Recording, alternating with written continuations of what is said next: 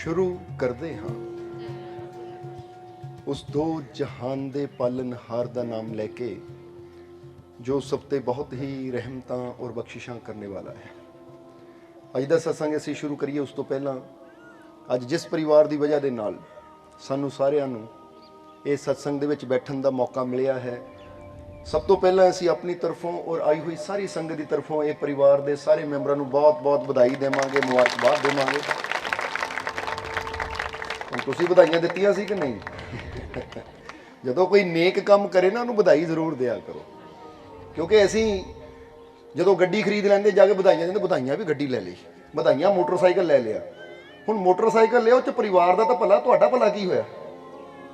पर जदों कोई सत्संग करवाउंदा है, कोई वो नेकी का काम करता है जिहदे च सब दा भला हुंदा है, तो फिर वो बधाई का सही मायनिਆਂ च हकदार हुंदा है।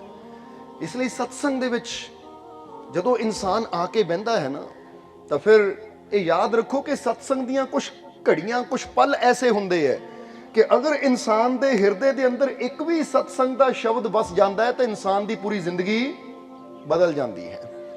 इसलिए जदों कोई नेकी का काम करे ना, जिहदे विच संसार का भला होवे, किसी का भला होवे, तो फिर सही मायने चो बधाई का हकदार हुंदा है। इसलिए अज इस परिवार ने देखो इस सत्संग का समा लैके साडे सारिआं नूं किन्नियां खुशियां दित्तियां, एक मौका दिता सानू सारिआं नूं, और किन्नियां ने इहदा लाभ लैके जाना है। इसलिए सही मायने च अज ये परिवार बधाई का हकदार है। सो एक बार फिर इन्हां नूं बहुत बहुत बधाई, बहुत बहुत मुबारकबाद। और हुण इहदे नाल नाल असीं इन्हां वास्ते एक अरदास, बेनती, दुआ भी करनी है, फरियाद भी करनी है कि मालिक इस परिवार ते, इस नगर ते अपनी कृपा, दया, मेहर, रहमत, बख्शिश हमेशा बनाए रखन, और इस परिवार नूं खुशियां, कामयाबी, सफलता, रिज़्क विच बरकतां मालिक देण, और इदां ही इन्हां ते कृपा रखण कि जिद्दां अज इन्हां ने खुशियां नाल सत्संग करवाए है, ये हर साल इदां ही सत्संग करवाते रहन, तो सानू सारिआं नूं इदां ही सत्संग 'च हाज़री लवाउण दा मौका मिलदा रहे। इन्हां वास्ते बेनती करो, क्योंकि जदों तुसीं रल के बेनती कर दिंदे हो ना,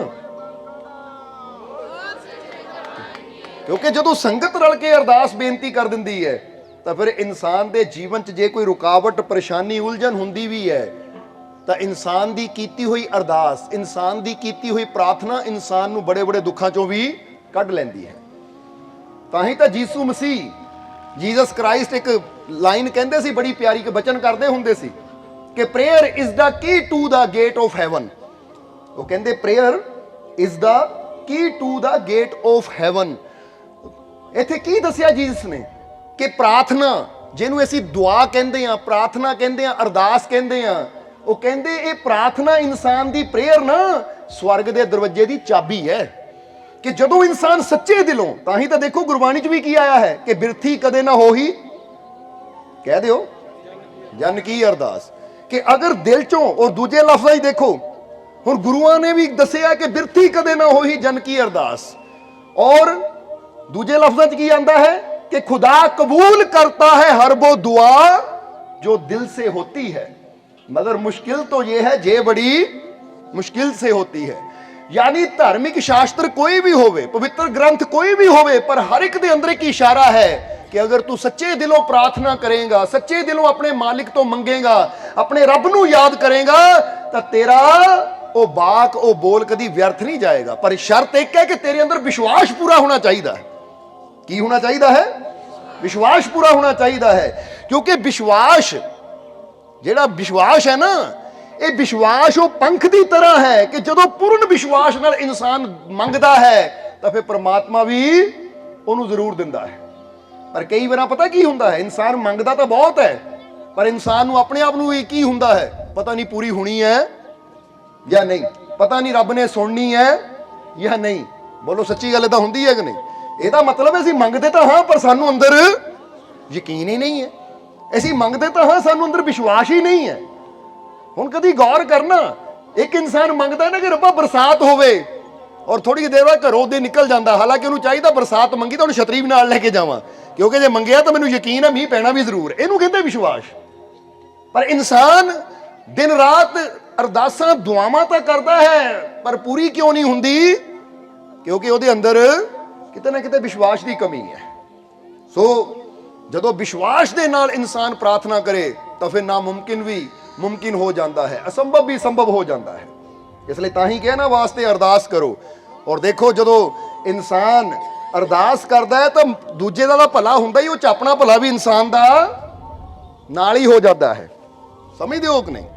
ਇਸ ਲਈ ਅੱਜ ਜੇ ਸਾਨੂੰ ਸਤਸੰਗ 'ਚ ਬੈਠਣ ਦਾ ਮੌਕਾ ਮਿਲਿਆ ਹੈ ਤਾਂ ਅੱਜ ਅਸੀਂ ਇਹੀ ਕੁਝ ਚੀਜ਼ਾਂ ਸਮਝਣੀਆਂ ਹੈ ਕਿ ਅਗਰ ਸਾਨੂੰ ਜੀਵਨ 'ਚ ਖੁਸ਼ੀਆਂ, ਆਨੰਦ, ਸ਼ਾਂਤੀ, ਸਕੂਨ, ਕਾਮਯਾਬੀ, ਸਫਲਤਾ ਚਾਹੀਦੀ ਹੈ ਤਾਂ ਇਹ ਚੀਜ਼ਾਂ ਸਾਨੂੰ ਕਿੱਦਾਂ ਮਿਲ ਸਕਦੀਆਂ ਹੈ? ਸਮਝਣਾ ਜ਼ਰਾ ਸਾਰਿਆਂ ਨੇ, ਕਿਉਂਕਿ ਜਿਹੜੀ ਚੀਜ਼ ਦੀ ਅੱਜ ਸਾਡੇ ਜੀਵਨ 'ਚ ਜ਼ਰੂਰਤ ਹੈ ਨਾ, ਕਿਉਂਕਿ ਜਿੱਥੇ ਤੱਕ ਅਸੀਂ ਦੇਖਿਆ ਨਾ ਅੰਦਰ ਜਦੋਂ ਜੀਵ ਮਿਲ ਰਹੇ ਸੀ ਸਾਨੂੰ, ਤਾਂ ਸਾਰਿਆਂ ਨੇ ਮਾਲਕੋ ਸਾਨੂੰ ਆਹ ਪ੍ਰੋਬਲਮ ਹੈ, ਮਾਲਕੋ ਸਾਨੂੰ ਆਹ ਪਰੇਸ਼ਾਨੀ ਹੈ, ਸਾਡੀਆਂ ਝੋਲੀਆਂ ਖਾਲੀ ਹੈ, ਸਾਡੇ ਔਲਾਦ ਹੈ ਨਹੀਂ, ਸਾਡੇ ਇੱਥੇ ਦਰਦ, ਸਾਡੇ ਉੱਥੇ ਦਰਦ। ਇੱਥੋਂ ਸਾਨੂੰ ਪਤਾ ਲੱਗਾ ਕਿ ਅੱਜ ਹਰ ਇਨਸਾਨ ਬੜਾ ਦੁਖੀ ਹੈ, ਬੜਾ ਪਰੇਸ਼ਾਨ ਹੈ। ਹੁਣ ਇਹ ਪਰੇਸ਼ਾਨੀਆਂ ਦਾ ਹੱਲ ਕਿੱਦਾਂ ਹੋ ਸਕਦਾ ਹੈ? ਇਹ ਦੁੱਖਾਂ ਦਾ, ਇਹਨਾਂ ਮੁਸ਼ਕਿਲਾਂ ਦਾ ਹੱਲ ਕਿਸ ਤਰ੍ਹਾਂ ਹੋ ਸਕਦਾ ਹੈ? ਇਹਦੇ ਬਾਰੇ ਥੋੜਾ ਸਮਝਣਾ ਹੈ। ਸੋ ਜਿਸ ਤਰ੍ਹਾਂ ਅਸੀਂ ਅੱਜ ਕਿਹਾ ਕਿ ਅੱਜ ਜੇ ਸਾਨੂੰ ਸਤਸੰਗ 'ਚ ਆਉਣ ਦਾ ਮੌਕਾ ਮਿਲਿਆ ਹੈ ਤਾਂ ਸਭ ਤੋਂ ਪਹਿਲੀ ਗੱਲ ਇੱਕ ਸਮਝ ਲੈਣਾ ਕਿ ਸਤਸੰਗ ਕੀ ਹੈ।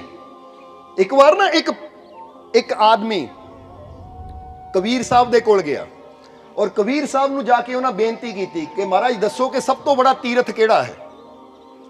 ਸਭ ਤੋਂ ਬੜਾ ਤੀਰਥ ਕਿਹੜਾ ਹੈ? ਕਿਉਂਕਿ ਆਪਣੇ ਇੰਡੀਆ ਦੇ ਵਿੱਚ, ਭਾਰਤ ਵਿੱਚ ਹੀ ਤੀਰਥ ਬਹੁਤ ਹੈ, ਤਾਂ ਫਿਰ ਬਾਹਰਲੀਆਂ ਕੰਟਰੀਆਂ 'ਚ ਵੀ ਕੁਝ ਤੀਰਥ ਹੈ। ਤੁਸੀਂ ਦੇਖਦੇ ਲੋਕ ਹੱਜ ਕਰਨ ਮੱਕੇ ਜਾਂਦੇ ਹੈ, ਕੋਈ ਜੈਰੂਸਲਮ ਜਾਂਦਾ ਹੈ, ਕੋਈ ਕਿਤੇ ਜਾਂਦਾ ਹੈ, ਕੋਈ ਕਿਤੇ ਜਾਂਦਾ ਹੈ। ਯਾਨੀ ਬਹੁਤ ਜਗ੍ਹਾ ਪਵਿੱਤਰ ਸਥਾਨ ਹੈ ਜਿੱਥੇ ਲੋਕ ਜਾਂਦੇ ਆ ਦਰਸ਼ਨ ਕਰਨ ਵਾਸਤੇ ਕਿ ਸਾਡੀ ਤੀਰਥ ਯਾਤਰਾ ਹੈ। ਹੁਣ ਕਿਸੇ ਨੇ ਜਦੋਂ ਕਬੀਰ ਸਾਹਿਬ ਨੂੰ ਪੁੱਛਿਆ ਕਿ ਮਹਾਰਾਜ ਸਭ ਤੋਂ ਬੜਾ ਤੀਰਥ ਕਿਹੜਾ ਹੈ, ਤਾਂ ਕਬੀਰ ਸਾਹਿਬ ਨੇ ਜਰਾ ਸੋਚੋ ਕਿਹੜੀ ਚੀਜ਼ ਦਾ ਨਾਮ ਲਿਆ ਹੋਏਗਾ, ਕੀ ਕਿਹਾ ਹੋਏਗਾ ਕਬੀਰ ਸਾਹਿਬ ਨੇ? ਜਰਾ ਵਿਚਾਰ ਕਰਕੇ ਦੇਖਣਾ, ਕਿਉਂਕਿ ਹੋ ਸਕਦਾ ਬੰਦਾ ਸੋਚੇ ਕਿ ਕਬੀਰ ਸਾਹਿਬ ਨੇ ਕਾਸ਼ੀ ਬੜੀ ਹੈ, ਹਰਿਦੁਆਰ ਬੜਾ ਹੈ, ਆ ਮੱਕਾ ਬੜਾ ਹੈ ਜਾਂ ਫਲਾਨੀ ਜਗ੍ਹਾ ਬੜੀ ਹੈ। ਨਹੀਂ, ਕਬੀਰ ਸਾਹਿਬ ਨੇ ਕਿਸੇ ਜਗ੍ਹਾ ਦਾ ਨਾਮ ਨਹੀਂ ਲਿਆ ਕਿ ਫਲਾਨੀ ਜਗ੍ਹਾ ਉਹ ਤੀਰਥ ਬੜਾ ਹੈ। ਫਿਰ ਉਹਨਾਂ ਨੇ ਕਿਹੜੀ ਚੀਜ਼ ਨੂੰ ਕਿਹਾ ਕਿ ਸਭ ਤੋਂ ਬੜਾ ਤੀਰਥ ਕਿਹੜਾ ਹੈ? ਉਹਦੇ ਬਾਰੇ ਕਬੀਰ ਸਾਹਿਬ ਦੀ ਬਾਣੀ ਜਰਾ ਪੜ੍ਹ ਕੇ ਦੇਖਣਾ। ਉਹ ਦੱਸਿਆ ਹੈ ਕਿ ਜਦੋਂ ਕਿਸੇ ਪ੍ਰੇਮੀ ਨੇ ਸਵਾਲ ਕੀਤਾ ਕਿ ਮਹਾਰਾਜ ਸਭ ਤੋਂ ਬੜਾ ਤੀਰਥ ਸਥਾਨ ਕਿਹੜਾ ਹੈ ਜਿੱਥੇ ਇਨਸਾਨ ਨੂੰ ਜਾਣਾ ਚਾਹੀਦਾ ਹੈ, ਦਰਸ਼ਨ ਕਰਨੇ ਚਾਹੀਦੇ ਹੈ, ਕਿ ਤੁਸੀਂ ਇੰਨੇ ਪਹੁੰਚੇ ਹੋਏ ਸੰਤੋ, ਤੁਸੀਂ ਦੱਸੋ ਕਿ ਦੁਨੀਆ ਤੇ ਤੀਰਥ ਤਾਂ ਬਹੁਤ ਹੈ। ਕਹਿੰਦੇ 68 ਤੀਰਥ, 68 ਯਾਨੀ 8 ਔਰ 60 ਮਿਲ ਕੇ ਹੋ ਗਏ 68, 68। ਉਹ ਕਹਿੰਦੇ ਤੀਰਥ ਤਾਂ 68 ਹੈ, 68 ਤੀਰਥ ਹੈ, ਪਰ ਸਭ ਤੋਂ ਬੜਾ ਤੀਰਥ ਕਿਹੜਾ ਜਿੱਥੇ ਇਨਸਾਨ ਨੂੰ ਜਾਣਾ ਚਾਹੀਦਾ ਹੈ? ਤਾਂ ਉਸਲੇ ਕਬੀਰ ਸਾਹਿਬ ਨੇ ਕੀ ਨਾਮ ਲਿਆ? ਹੁਣ ਇਹੀ ਗੱਲ ਅਗਰ ਅਸੀਂ ਸਮਝ ਲਈਏ ਤਾਂ ਸਾਡਾ ਪੂਰਾ ਜੀਵਨ ਬਦਲ ਸਕਦਾ ਹੈ। ਜਦੋਂ ਪੁੱਛਿਆ ਪ੍ਰੇਮੀ ਨੇ ਕਿ ਸਭ ਤੋਂ ਬੜਾ ਤੀਰਥ ਕਿਹੜਾ ਹੈ, ਤਾਂ ਕਬੀਰ ਸਾਹਿਬ ਨੇ ਆਪਣੀ ਬਾਣੀ ਦੇ ਜ਼ਰੀਏ, ਯਾਨੀ ਉਹ ਸ਼ਲੋਕ, ਉਹ ਸ਼ਬਦ ਜੋ ਕਿ ਕਬੀਰ ਸਾਹਿਬ ਦੀ ਬਾਣੀ ਅੱਜ ਵੀ ਪੜ੍ਹੀਏ ਨਾ, ਉਹ ਚੋਂ ਇਦਾਂ ਸਾਹਮਣੇ ਆਉਂਦਾ ਹੈ ਕਿ ਜਿਸ ਤਰ੍ਹਾਂ ਫੁੱਲਾਂ 'ਚ ਗੁਲਾਬ ਹੁੰਦਾ ਹੈ। ਜਰਾ ਸਮਝਣਾ, ਕਬੀਰ ਸਾਹਿਬ ਨੇ ਦੱਸਿਆ ਕਿ ਜਦੋਂ ਪੁੱਛਿਆ ਸਭ ਤੋਂ ਬੜਾ ਤੀਰਥ ਕਿਹੜਾ ਹੈ, ਤਾਂ ਕਬੀਰ ਸਾਹਿਬ ਕਹਿੰਦੇ ਸਤ ਸੰਗਤ ਤੀਰਥ ਬੜੋ ਤਾਵੇਂ ਨੀਰ ਵਿਚਾਰ, ਕਬੀਰਾ ਨਹਾਏ ਪਾਈਏ ਮੁਕਤੀ ਪਦਾਰਥ ਚਾਰ। ਜਰਾ ਦੇਖੋ ਕਬੀਰ ਸਾਹਿਬ ਨੇ ਇਸ਼ਾਰਾ ਕੀ ਕੀਤਾ। ਕਬੀਰ ਸਾਹਿਬ ਨੇ ਕਿਸੇ ਜਗ੍ਹਾ ਦਾ ਨਾਮ ਨਹੀਂ ਲਿਆ ਕਿ ਭਾਈ ਤੂੰ ਹਰਿਦੁਆਰ ਚਲਾ ਜਾ, ਉਹ ਤੀਰਥ ਬੜਾ ਹੈ, ਤੂੰ ਕਾਸ਼ੀ ਚਲਾ ਜਾ, ਤੂੰ ਮੱਕੇ ਚਲਾ ਜਾ, ਤੂੰ ਕੈਲਾਸ਼ ਚਲਾ ਜਾ, ਜਾਂ ਤੂੰ ਫਲਾਨੀ ਜਗ੍ਹਾ ਚਲਾ ਜਾ। ਨਹੀਂ, ਉਹ ਕਹਿੰਦੇ ਸਭ ਤੋਂ ਬੜਾ ਤੀਰਥ ਕਿਹੜਾ ਹੈ? ਸਤਸੰਗ। ਔਰ ਸਤਸੰਗ ਦਾ ਮਤਲਬ ਕੀ ਹੈ? ਹੁਣ ਜਰਾ ਇਹ ਵੀ ਸਮਝ ਲੈਣਾ ਕਿ ਸਤਸੰਗ ਦਾ ਮਤਲਬ ਇਹ ਨਹੀਂ ਕਿ ਜਿੱਥੇ ਇਕੱਠੇ ਹੋ ਕੇ ਦੁਨੀਆ ਦੀਆਂ ਗੱਲਾਂ ਕੀਤੀਆਂ, ਗੱਪਾਂ ਛੱਪਾਂ ਕੀਤੀਆਂ, ਸੰਸਾਰ ਦੀਆਂ ਗੱਲਾਂ ਕਰਕੇ ਥੋੜੀ ਦੇਰ ਬਹਿ ਕੇ ਰੱਬ ਰੱਬ ਕਰ ਲਿਆ ਤਾਂ ਬਾਅਦ ਚੋਂ ਇੱਕ ਦੂਜੇ ਦੀ ਨਿੰਦਿਆ ਚੁਗਲੀ ਕਰਨੀ ਸ਼ੁਰੂ ਕਰ ਦਿੱਤੀ। ਕਹਿੰਦੇ ਨਹੀਂ, ਉਹ ਸਤਸੰਗ ਨਹੀਂ ਹੈ। ਸਮਝਣਾ ਜ਼ਰਾ, ਕਿਉਂਕਿ ਕਈ ਜਗ੍ਹਾ ਸਤਸੰਗ ਪਤਾ ਕਿੱਦਾਂ ਹੁੰਦਾ ਹੈ ਕਿ ਇੱਕ ਵਾਰ ਆ ਥੋੜੀ ਨੱਥੂ ਲਾਲ ਦੀ ਗੱਲ ਸਾਨੂੰ ਯਾਦ ਆ ਗਈ ਕਿ ਇੱਕ ਵਾਰ ਨਾ ਇੱਕ ਜਗ੍ਹਾ ਸੰਤ ਪਹੁੰਚੇ, ਉਹਨਾਂ ਨੇ 3 ਦਿਨ ਉੱਥੇ ਸਤਸੰਗ ਕਰਨਾ ਸੀ। 3 ਦਿਨ ਸਤਸੰਗ ਕਰਨਾ ਸੀ। ਤਾਂ ਜਦੋਂ ਦੂਸਰਾ ਦਿਨ ਹੋਇਆ ਤਾਂ ਸੰਤਾਂ ਨੇ ਪਹਿਲੇ ਦਿਨ ਸਤਸੰਗ ਕੀਤਾ, ਅਗਲਾ ਦਿਨ ਹੋਇਆ ਤਾਂ ਉਹਨਾਂ ਨੇ ਸੰਗਤ ਚੋਂ ਪੁੱਛਿਆ, ਪਹਿਲਾਂ ਆਦਮੀਆਂ ਚੋਂ ਪੁੱਛਿਆ ਕਿ ਭਾਈ ਦੱਸੋ ਸਤਸੰਗ 'ਚ ਕੀ ਸਿੱਖਿਆ, ਸਤਸੰਗ ਵਿੱਚ ਕੀ ਸਿੱਖਿਆ? ਤਾਂ ਉਹਨਾਂ ਨੇ ਇੱਕ ਆਦਮੀ ਦੀ ਤਰਫ ਦੇਖਿਆ, ਉਹਨੂੰ ਖੜਾ ਕੀਤਾ, ਤਾਂ ਉਹ ਕੁਦਰਤੀ ਉਹ ਨੱਥੂ ਲਾਲ ਸੀ। ਉਹਨੂੰ ਪੁੱਛਿਆ, ਹਾਂ ਬਈ ਦੱਸ ਬੇਟਾ, ਸਤਸੰਗ 'ਚ ਤੂੰ ਕੱਲ ਵੀ ਆਇਆ ਸੀ, ਅੱਜ ਵੀ ਆਇਆ, ਸਤਸੰਗ 'ਚ ਕੀ ਸਿੱਖਿਆ ਤੂੰ? ਤਾਂ ਉਹਨਾਂ ਪਤਾ ਕੀ ਜਵਾਬ ਦਿੱਤਾ? ਕਹਿੰਦਾ ਮਹਾਰਾਜ ਸਤਸੰਗ 'ਚ ਮੈਂ ਸਿੱਖਿਆ ਹੈ ਕਿ ਰਸਗੁੱਲੇ ਕਿੱਦਾਂ ਬਣਾਈ ਦੇ। ਉਹ ਸੰਤ ਕਹਿੰਦੇ ਕਮਾਲ ਦੀ ਗੱਲ ਹੈ, ਰਸਗੁੱਲੇ ਬਾਰੇ ਤਾਂ ਅਸੀਂ ਕਦੀ ਦੱਸਿਆ ਹੀ ਨਹੀਂ, ਨਾ ਹੀ ਸਤਸੰਗ 'ਚ ਕੋਈ ਰਸਗੁੱਲੇ ਦੀ ਗੱਲ ਹੋਈ ਹੈ, ਤੂੰ ਕਿੱਥੋਂ ਸਿੱਖ ਲਿਆ? ਆ ਕਹਿੰਦਾ ਮਹਾਰਾਜ ਜਿਹੜਾ ਮੇਰਾ ਗੁਆਂਢੀ ਸੀ, ਮੇਰੇ ਕੋਲ ਬੈਠਾ ਸੀ ਨਾ, ਹਲਵਾਈ ਸੀ, ਇਹ ਰਸਗੁੱਲੇ ਬੜੇ ਸਵਾਦ ਬਣਾਉਂਦਾ ਹੈ। ਅੱਜ ਕੁਦਰਤੀ ਇਹਦੇ ਕੋਲ ਬੈਠਣ ਦਾ ਮੌਕਾ ਮਿਲ ਗਿਆ ਤਾਂ ਮੈਨੂੰ ਪੁੱਛ ਲਿਆ, ਭਾਈ ਜੇ ਘਰ ਵੀ ਬਣਾਉਣਾ ਹੋਵੇ ਕਿੱਦਾਂ ਬਣਾਈਦਾ ਹੈ? महाराज तुसीं सत्संग कर रहे सी, मेरे कंज नुस्खे दस रहे सी कि पहला आ चीज़ इदां घोलो, आ चीज़ इदां बनाओ, इदां चाणी तैयार करो, फिर इदां इनू रखो, इदां रसगुल्ला तैयार हो जाता। कहता महाराज वो सीख लिया, हुण कल दे सत्संग ने मैनूं गुलाब जामुन सिखानी है। वो संत कहते कल नूं आउण दी लोड़ की है? फिर जे सत्संग विच आके भी ये दुनिया बारे सीखना है तो फिर सत्संग जाण दा फायदा की? फिर संतां ने दूजे पासे बीबियां वल नज़र मारी, उन्होंने पूछा कि बच्चों तुसीं दसो की सीखे? एक औरत खड़ी हुई, वो भी नत्थू लाल दी घर वाली सी। उन्होंने खड़ा कर लिया, बेटा तू दस की सिखिया? कहती महाराज, क्योंकि हत्थ विच उन्हां ना सलाइयां फड़ियां होईयां सी, कहती अज ना मैं एक कोटी का एक नवा डिजाइन सीखिया, गला किद्दां बनाईदा है, बुणती किद्दां पाईदी है, बाकी दूजा कल नूं सीख लेना मैं। क्योंकि कई देखिया ना कि स्कूलों चले जाओ, टीचर भी सलाइयां लेके बैठिया रहिंदियां, बच्चे पढ़ रहे हो तो लगियां स्वेटर बुणन। बोलो समझदे हो कि नहीं? यानी दसना असीं की चाहते हैं कि सत्संग का मतलब ये नहीं है कि जिथे बह के असीं वो फलाना की कर रहा है, वो फलाना की कर रहा है, ਉਹਦਾ ਮੁੰਡਾ ਇਦਾਂ ਆ, ਉਹਦੀ ਕੁੜੀ ਇਦਾਂ ਹੈ, ਉਹਦਾ ਘਰ ਇਦਾਂ, ਉਹਦਾ ਘਰ ਉਦਾਂ। ਜੇ ਆਪਾਂ ਦੁਨੀਆ ਦੀਆਂ ਗੱਲਾਂ ਕਰਨੀਆਂ ਤਾਂ ਫਿਰ ਸਾਨੂੰ ਸਤਸੰਗ ਵਿੱਚ ਆਉਣ ਦਾ ਕੋਈ ਫਾਇਦਾ ਨਹੀਂ ਹੈ। ਸਤਸੰਗ ਦਾ ਮਤਲਬ ਇਹ ਹੈ ਕਿ ਇਹੀ ਤਾਂ ਇੱਕ ਟਾਈਮ ਹੈ, ਇਹੀ ਤਾਂ ਇੱਕ ਘੜੀ ਹੈ ਕਿ ਜਦੋਂ ਸਾਨੂੰ ਮੌਕਾ ਮਿਲਦਾ ਆਪਣੀ ਸੁਰਤੀ ਨੂੰ ਸਤ ਦੇ ਨਾਲ ਜੋੜਨ ਦਾ, ਉਹ ਸਤ ਦਾ ਸੰਗ ਕਰਨ ਦਾ। ਉਹ ਸਤ ਕੀ ਹੈ? ਉਹ ਪ੍ਰਮਾਤਮਾ। ਜਿੱਥੇ ਬਹਿ ਕੇ ਸਾਨੂੰ ਰੱਬ ਦੀ ਯਾਦ ਆਵੇ, जिथे बह के साडी सुरती वो भगवान, वो परमात्मा, वाहेगुरु, वो प्रभु की तरफ जावे कि असी दुनिया ते आए हैं तो की कर्म करना है। कबीर साहब की ही बाणी है, वो दस दे कि लाख 84 जून भोग कर मानुष देही पाई रे, कहत कबीर बैठ सतसंगत कर ले नेक कमाई रे। वो कहते 84 लाख यूनियां भोग के तेनू मनुखा देही मिली, मनुखा यूनी मिली है तेनू। हुण किन्नी लंबी यात्रा करके तू आया है, हुण जरा गौर करना, किन्ने लख यूनी? 84 लाख यूनियां। ताही तो असीं कई बार दसीदा है कि 9 लाख जल के जीव बखानो, 14 लाख पंछी तुम मानो, कीड़े कीट 27 लाखा, 24 लाख अस्थावर भाखा, पशु की जून लाख 10 जानो, सब में है मानुष प्रधानो। हुण यूनियां गिण के दसिया तुहानू, नहीं तो कोई कहता ना 84 लाख यूनियां है, पुछो किन्नियां होंदियां है, केड़ी केड़ी यूनी किन्नी है? तो बंदा कहता लै भी 42 लाख धरती ते, 42 लाख पानी के अंदर है, ये 84 हो गया। इदा नहीं है, कहते 9 लाख।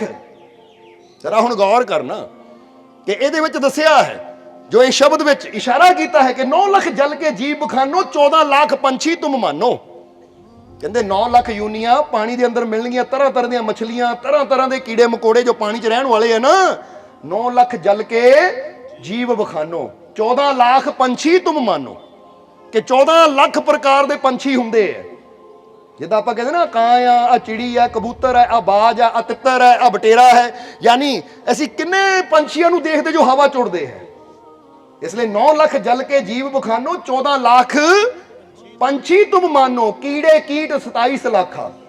ਜਿਹੜੇ ਕੀੜੇ ਮਕੌੜੇ ਹੁੰਦੇ ना, ਅੱਜ ਇਹ ਧਰਤੀ ਦੇਖਦੇ ਆ ਕੀੜੇ ਤੁਰਦੇ ਹੈ, ਜਾਂ ਅਸੀਂ ਕਹਿੰਦੇ ਮੱਖੀ ਮੱਛਰ, ਇਹਨੂੰ ਕਹਿੰਦੇ ਹੈ ਇਹ ਕੀਟ ਜਿਹੜੇ ਪਤੰਗੇ ਹੁੰਦੇ ਆ, ਭਵੱਕੜ ਵਗੈਰਾ ਦੇਖਦੇ ਹੋ ਤੁਸੀਂ, ਕੀੜੇ ਕੀਟ 27 लाखा, 24 लाख ਅਸਤਾਵਰ ਵਾਖਾ। ਇਹ ਕਹਿ ਦਿੰਦੇ ਆ ਪੇੜਾ ਪੌਦਿਆਂ ਨੂੰ, ਘਾਸ ਫੂਸ ਨੂੰ, ਜੜੀਆਂ ਬੂਟੀਆਂ ਨੂੰ, ਇਹ ਉਹਨਾਂ ਦੀ ਯੂਨੀ ਇੰਨੀ ਹੈ। इसलिए गिनती करी है, वही बोली है ना, गिनती तुसी करनी है कि 9 लाख जल के जीव बखानो। और हुण जरा गौर करना, समझ आ रही कि नहीं? 14 लाख पंछी तुम मानो, कीड़े कीट 27 लाखा, 24 लाख अस्थावर भाखा, पशु की जून लाख 10 जानो, सब में है मानुष प्रधानो। कि परमात्मा ने 84 लाख यूनियां बना के सब तो प्रधान किहनूं बनाया? इंसान नूं। ताही तो कहते हैं ना, गुरु रहबर भी कहते हैं कि परमात्मा ने बंदे नूं सारियां यूनियां दा सरदार बनाया। कुरान शरीफ च लिखिया अशरफुल मखलूकात, बाइबल के अंदर लिखिया टॉप ऑफ दी क्रिएशन, कि जो परमात्मा ने क्रिएट किया ना, उसदी टॉप के उपर बंदे नूं बिठाया। समझना जरा सारियां ने, यानी हर पवित्र ग्रंथ दे विच इंसान नूं बड़ा उच्चा अहुदा दिता गया है। और यही गल कबीर साहब कहते हैं। ताही तो तुसीं गुरबाणी का एक वाक याद करो, उस की दसिया है कि लाख 84 जून सवाई, मानुष को प्रभ दिए वड्याई, इस पौड़ी ते जो नर चूके आवे जावे सो दुख पाई। ਹੁਣ जरा समझना कि इस पौड़ी तो अगर चूक गए ना, जो मौका मिले सानू, क्योंकि आ मौका है तुहाडे कोल। जरा हुण समझना मौका किदां है कि तुसी एक जानवर लै लो, फर्ज करो एक कुत्ता है, एक बांदर है, एक बिल्ली है, एक शेर है। हुण कुत्ता बांदर बिल्ली शेर वो जो मर्जी कर लवे, एक बिल्ली ने बिल्ली ही रहना है। बोलो समझदे हो कि नहीं? वो शेर बन सकती है, कुत्ता बन सकती है नहीं, एक शेर ने शेर ही रहना है। जरा हुण गौर करना, वो शेर कुत्ता नहीं बन सकता, शेर बिल्ली नहीं बन सकता। पर जदों गल आंदी इंसान दी, आदमी दी, तो हुण आदमी दा शरीर बेशक कोई रवे, पर इहदियां हरकतां बिल्ली वालियां भी हो सकदियां, कुत्ते वालियां भी हो सकदियां, जानवर वालियां भी हो सकदियां है, शैतान वालियां भी हो सकदियां, तो भगवान वालियां भी हो सकदियां, क्योंकि बंदे दे कोल ऑप्शन है। ऑप्शन का मतलब रास्ता है कि बंदा किहड़ी चीज का चुनाव करता है। हुण जिहड़ा फर्ज करो तुसीं बैठे हो, तुसीं चुनाव कर सकते हो कि मैं बुरा बनना है या मैं चंगा बनना है। तो चुनाव कर सकते हो तुसीं, क्योंकि जे तुसीं चुनाव कर लिया कि मैं बुरा बनना है, तो फिर तुहानूं कोई नहीं रोक सकता। तुसीं बुरा करना शुरू कर दो, गालियां देनियां शुरू कर दो, झगड़े करने शुरू कर दो, चोरी करनी शुरू कर दो, ठगी करनी शुरू कर दो, बुरे बन जाओगे।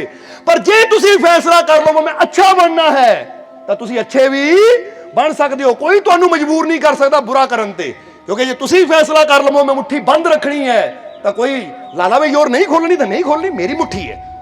मैं सोच रहा मैं अच्छा बनना है, मैं जुबान तो गाली नहीं कढ़नी, मैं झूठ नहीं बोलना, फैसला कर लिया, हुण प्राण जाए पर बचन ना जाए, तुसीं अच्छे बन जाओगे। तुसीं चुनाव कर सकते हो, तुसीं हार भी मन के बैठ सकते हो कि लै भी माड़ी जी कोई गल हो गई, कोई मेरा काम नहीं बनिया, किते मैनूं सफलता नहीं मिली, मैं हार के बह गया। तुसीं हार मन के भी बह सकते हो, तो तुसीं जितण दा फैसला भी कर सकते हो कि अगर एक बार मैनूं सफलता नहीं मिली, 2 बार नहीं मिली, 3 बार नहीं मिली, तो कोई गल नहीं, मैं उदों तक कोशिश करनी है जब तक मैनूं सफलता मिल ना जाए। क्योंकि फैसला ऐसी करना है। जिन्हां दी हिम्मत बड़ी हुंदी है, जिन्हां दा साहस बड़ा हुंदा है, जिन्हां दे हौसले बड़े हुंदे है ना, वो कदी भी हार नहीं मनते। इसलिए सफलता का राज पता की है कि सफल होना है तो ਉਹਦਾ राज की है कि ਉਹਦਾ राज इको ही है कि उदों तक कोशिश करते जाओ, करते जाओ, करते जाओ जब तक सफलता मिल ना जाए। रुको ना, हटो ना। हुण एक बच्चा सोच लवे कि मैं आ काम करना है, पर एक बार कोशिश की नहीं बनिया, दूसरी बार कोशिश की नहीं बनिया, तो जिहड़ा बच्चा कहे लै मेरा काम नहीं बनता, मैं तो हार गया, वो है ਉਹਦੀ हार, वो है ਉਹਦੀ हार। जो हार अंदर मन के बह गया। पर जे बच्चा सोचे एक बार नहीं बनया, 2 बार नहीं बनया, 3 बार नहीं बनया, 4 बार नहीं बनया, मैं उदों तक जिद है, मेरी जिद है कि उदों तक नहीं मैं हटना जब तक मैनू मिल ना जाए, काम बन ना जाए, तो फिर असीं कहंदे उहनूं कोई हरा ही नहीं सकता। जिद्दां असीं एडिसन की गल दसी थी ना, जिन्हां बल्ब की खोज की सी विग्यानिक ने, हुण उहने 1 बार 2 बार 3 बार कितनी बार कोशिश की, फिलामेंट की खोज की बल्ब नूं जगाउण वास्ते, पर 1 बार नहीं बनया, दूजी बार नहीं बनया, तो कहते खाना पीना भी भुल के दिन रात लगा रहा एडिसन, और जब तक कामयाबी नहीं मिली वो हटिया नहीं। तो किसी ने कहा महाराज तुहानूं इन्नी बार असफलता मिली, तुसीं हार क्यों नहीं मन्नी?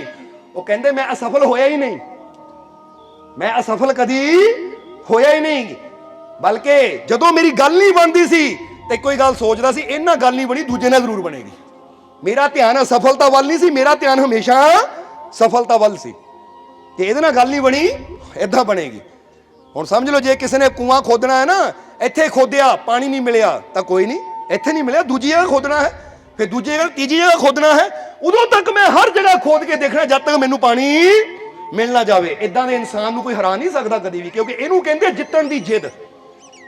सो तुसीं जे सोच लवो ना, फैसला कर लो कि मैं जितना है, तो फिर तुहानूं कोई हरा नहीं सकता। क्योंकि इत्थे 2 चीज़ां दसियां कि एक मेहनत, साडा साहस, और दूजी ओदी रहमत। जदों विश्वास हुंदा है ना कि जे मेरा मालिक मेरे नाल है, मेरा प्रभु मेरे नाल है, वो दाता जिसने मैनू जीवन दिता, अगर वो मेरे नाल है तो मैनू सफलता भी जरूर मिलेगी। जरा सोच के देखना, क्योंकि जिदा कहते ना कि कोई तो है जो निजाम में बस्ती चला रहा है, वही खुदा है।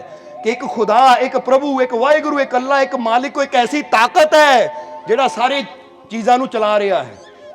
समझते हो कि नहीं?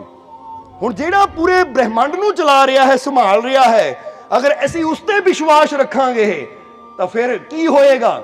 ਫਿਰ ਕਦੀ ਸਾਡੀ ਹਿੰਮਤ, ਸਾਡਾ ਹੌਸਲਾ ਟੁੱਟੇਗਾ ਨਹੀਂ। ਫਿਰ ਕਦੀ ਸਾਡੀ ਮਾੜੀ ਮਾੜੀ ਗੱਲ ਤੇ ਅਸਫਲਤਾ ਅਗਰ ਆ ਵੀ ਗਈ ਤਾਂ ਅਸੀਂ ਹਾਰ ਨਹੀਂ ਮੰਨਾਂਗੇ, ਬਲਕਿ ਸਾਨੂੰ ਹੋਏਗਾ ਕੋਈ ਨਹੀਂ, ਜੇ ਇੱਥੇ ਨਹੀਂ ਤਾਂ ਮੇਰੇ ਮਾਲਿਕ ਨੇ ਕੁਛ ਇਸ ਤੋਂ ਚੰਗਾ ਹੋਰ ਮੇਰੇ ਵਾਸਤੇ ਰੱਖਿਆ, ਮੈਂ ਮਿਹਨਤ ਕਰਨੀ ਬੰਦ ਨਹੀਂ ਕਰਨੀ ਕਦੀ ਵੀ। ਇਦਾਂ ਦੀਆਂ ਇਤਿਹਾਸ ਵਿੱਚ ਬਹੁਤ ਕਹਾਣੀਆਂ ਹੈ, ਜਰਾ ਸਮਝਣਾ। ਜੇ ਤੁਸੀਂ ਸਟੀਵ ਜੌਬਸ ਜੋ ਐਪਲ ਦਾ ਫਾਊਂਡਰ ਸੀ ਨਾ, ਉਹਦੀ ਜ਼ਿੰਦਗੀ ਬਾਰੇ ਪੜ੍ਹੋ ਤਾਂ ਬਚਪਨ 'ਚ ਉਹ ਦੱਸਦਾ ਕਿ ਕਿਹੜੇ ਹਾਲਾਤ ਸੀ। ਕਾਲਜ ਵਿੱਚੋਂ ਡ੍ਰੌਪ ਆਊਟ ਹੋ ਗਿਆ, ਮੈਂ ਜਿੱਥੇ ਕੰਮ ਦੀ ਤਲਾਸ਼ ਕੀਤੀ ਕੰਮ ਨਹੀਂ ਬਣਿਆ, ਪਰ ਕਹਿੰਦਾ ਜਦੋਂ ਮੈਂ ਫਿਰ ਐਪਲ ਦੀ ਖੋਜ ਕੀਤੀ, ਇਹ ਦੇਖਿਆ ਤਾਂ ਫਿਰ ਮੈਨੂੰ ਪਤਾ ਲੱਗਾ ਕਿ ਰੱਬ ਨੇ ਤੇ ਮੇਰੇ ਵਾਸਤੇ ਬਹੁਤ ਬੜਾ ਸੋਚਿਆ ਸੀ। ਜੇ ਕਿਤੇ ਮੇਰਾ ਉਹ ਕੰਮ ਬਣ ਜਾਂਦਾ ਅੱਜ ਮੈਂ ਇੱਥੇ ਪਹੁੰਚਣਾ ਹੀ ਨਹੀਂ ਸੀ। ਇਹ ਬਾਅਦ ਵਿੱਚ ਬੰਦੇ ਨੂੰ ਪਤਾ ਲੱਗਦਾ ਕਿ ਮੇਰੇ ਨਾਲ ਜੋ ਹੁੰਦਾ ਹੈ, ਕਹਿ ਦਿਓ, ਤਾਂ ਹੀ ਤਾਂ ਤੁਸੀਂ ਕਹਾਵਤ ਇੱਕ ਸੁਣਦੇ ਹੋ ਕਿ ਰੱਬ ਜੋ ਕਰਦਾ ਹੈ, ਕਹਾਵਤ ਹੈ ਕਿ ਨਹੀਂ, ਮੰਨਦੇ ਹੋ ਕਿ ਨਹੀਂ ਸਾਰੇ? ਤਾਂ ਫਿਰ ਜਦੋਂ ਕੋਈ ਮਾੜਾ ਹੋ ਜਾਵੇ ਤਾਂ ਸੋਚਦੇ ਕਿਉਂ ਹੋ, ਰੋਂਦੇ ਕਿਉਂ ਹੋ? ਫਿਰ ਸੋਚੋ ਕਿ ਰੱਬ ਨੇ ਕੋਈ ਇਹ ਤੋਂ ਜ਼ਿਆਦਾ ਚੰਗਾ ਮੇਰੇ ਵਾਸਤੇ ਸੋਚਿਆ ਹੋਣਾ ਹੈ, ਕੁਛ ਇਹ ਤੋਂ ਬਿਹਤਰ ਮੇਰੇ ਵਾਸਤੇ ਸੋਚਿਆ ਹੋਣਾ ਹੈ। ਜਿੱਦਾਂ ਅਸੀਂ ਇੱਕ ਕਹਾਣੀ ਸੁਣਾਈ ਦੀ ਕਿ ਇੱਕ ਲੜਕੀ ਸੀ, ਛੋਟੀ ਜਿਹੀ ਲੜਕੀ, ਜਿਹਦਾ ਨਾਮ ਰੋਜ਼ ਸੀ। ਰੋਜ਼ ਯਾਨੀ ਗੁਲਾਬ, ਉਹਦਾ ਨਾਮ ਰੋਜ਼ ਸੀ। ਹੁਣ ਕਹਿੰਦੇ ਹੈ ਕਿ ਇੱਕ ਦਿਨ ਨਾ ਆਪਣੀ ਮਾਂ ਨਾਲ ਉਹ ਬੱਚੀ ਜਾ ਰਹੀ ਸੀ। ਜਦੋਂ ਮਾਂ ਨਾਲ ਜਾ ਰਹੀ ਸੀ ਤਾਂ ਬੱਚੀ ਨੇ ਦੇਖਿਆ ਕਿ ਇੱਕ ਨਾ ਨਕਲੀ ਮੋਤੀਆਂ ਦੀ ਮਾਲਾ ਉੱਥੇ ਪਈ ਹੋਈ ਹੈ ਦੁਕਾਨ ਦੇ ਅੰਦਰ। ਸ਼ੋਰੂਮ ਹੈ, ਸ਼ੋਰੂਮ ਦੇ ਵਿੱਚ ਨਾ ਸਾਹਮਣੇ ਸ਼ੀਸ਼ੇ ਵਿੱਚ ਸ਼ੋ ਪੀਸ ਵਿੱਚ ਇੱਕ ਨਕਲੀ ਮੋਤੀਆਂ ਦੀ ਮਾਲਾ, ਜਿਹਦੀ ਕੀਮਤ ਹੈ $25, ਔਰ ਉਹ ਪਈ ਹੋਈ ਹੈ। ਉਹ ਆਪਣੀ ਮਾਂ ਨੂੰ ਕਹਿੰਦੀ, ਮੰਮੀ ਮੈਨੂੰ ਇਹ ਮਾਲਾ ਚਾਹੀਦੀ ਹੈ। ਤਾਂ ਮਾਂ ਨੇ ਕਿਹਾ, ਬੇਟਾ ਐਦਾਂ ਨਹੀਂ। ਹਾਲਾਂਕਿ ਮਾਂ ਉਸੇ ਵੇਲੇ ਲੈ ਕੇ ਦੇ ਸਕਦੀ ਸੀ, ਮਾਂ ਉਸੇ ਵੇਲੇ ਲੈ ਕੇ ਦੇ ਸਕਦੀ ਸੀ, ਪਰ ਮਾਂ ਨੇ ਕਿਹਾ, ਬੇਟਾ ਐਦਾਂ ਨਹੀਂ, ਪਹਿਲਾਂ ਤੈਨੂੰ ਕੰਮ 'ਚ ਮੇਰੀ ਹੈਲਪ ਕਰਨੀ ਪਏਗੀ।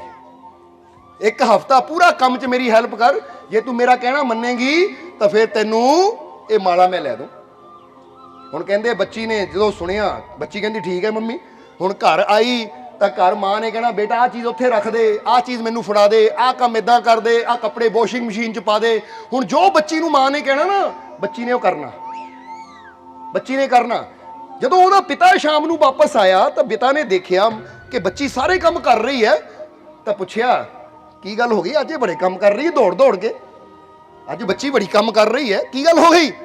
ਤਾਂ ਉਸਲੇ ਮਾਂ ਨੇ ਕਿਹਾ, ਦਰਅਸਲ ਅੱਜ ਇਹਨੂੰ ਨਾ ਇੱਕ ਮੋਤੀਆਂ ਦੀ ਮਾਲਾ ਪਸੰਦ ਆਈ ਹੈ, ਤਾਂ ਮੈਂ ਇਹਨੂੰ ਕਿਹਾ ਅਗਰ ਇੱਕ ਹਫ਼ਤਾ ਤੂੰ ਮੇਰਾ ਪੂਰਾ ਕਹਿਣਾ ਮੰਨੇਗੀ, ਹਰ ਕੰਮ 'ਚ ਮੇਰਾ ਸਾਥ ਦੇਂਗੀ ਤਾਂ ਫਿਰ ਮੈਂ ਤੈਨੂੰ ਮਾਲਾ ਦੇਣੀ ਹੈ। ਤਾਂ ਉਸਲੇ ਪਿਤਾ ਨੇ ਕਿਹਾ, $25 ਦੀ ਮਾਲਾ ਤੂੰ ਲੈ ਦਿੰਦੀ ਫਿਰ ਕੀ? ਕਹਿੰਦੀ ਨਹੀਂ, ਲੈ ਕੇ ਮੈਂ ਦੇ ਸਕਦੀ ਸੀ, ਪਰ ਅਗਰ ਇਹਨੂੰ ਇਹ ਚੀਜ਼ ਮੈਂ ਉਦਾਂ ਹੀ ਦੇ ਦਿੰਦੀ ਤਾਂ ਜਿਹੜੀ ਚੀਜ਼ ਸਾਨੂੰ ਮੁਫਤ ਵਿੱਚ ਮਿਲ ਜਾਵੇ ਉਹਦੀ ਕਦਰ ਘੱਟ ਹੁੰਦੀ ਹੈ ਬੰਦੇ ਨੂੰ। ਹੁਣ ਇੱਕ ਹਫ਼ਤਾ ਮੇਰੇ ਨਾਲ ਕੰਮ ਕਰਾਏਗੀ, ਇਹਨਾਂ ਦੋ ਗੱਲਾਂ ਹੋਣਗੀਆਂ। ਪਹਿਲੀ ਚੀਜ਼, ਇਹਨੂੰ ਇਹ ਪਤਾ ਲੱਗੇਗਾ ਕਿ ਕੋਈ ਵੀ ਚੀਜ਼ ਲੈਣੀ ਹੈ ਤਾਂ ਉਹਦੇ ਵਾਸਤੇ ਮਿਹਨਤ ਕਰਨੀ ਪੈਣੀ ਹੈ। ਇਹ ਬੱਚਿਆਂ ਨੂੰ ਮਿਹਨਤ ਦੀ ਆਦਤ ਥੋੜੀ ਬਣਾਉਣੀ ਚਾਹੀਦੀ ਹੈ ਸਾਨੂੰ।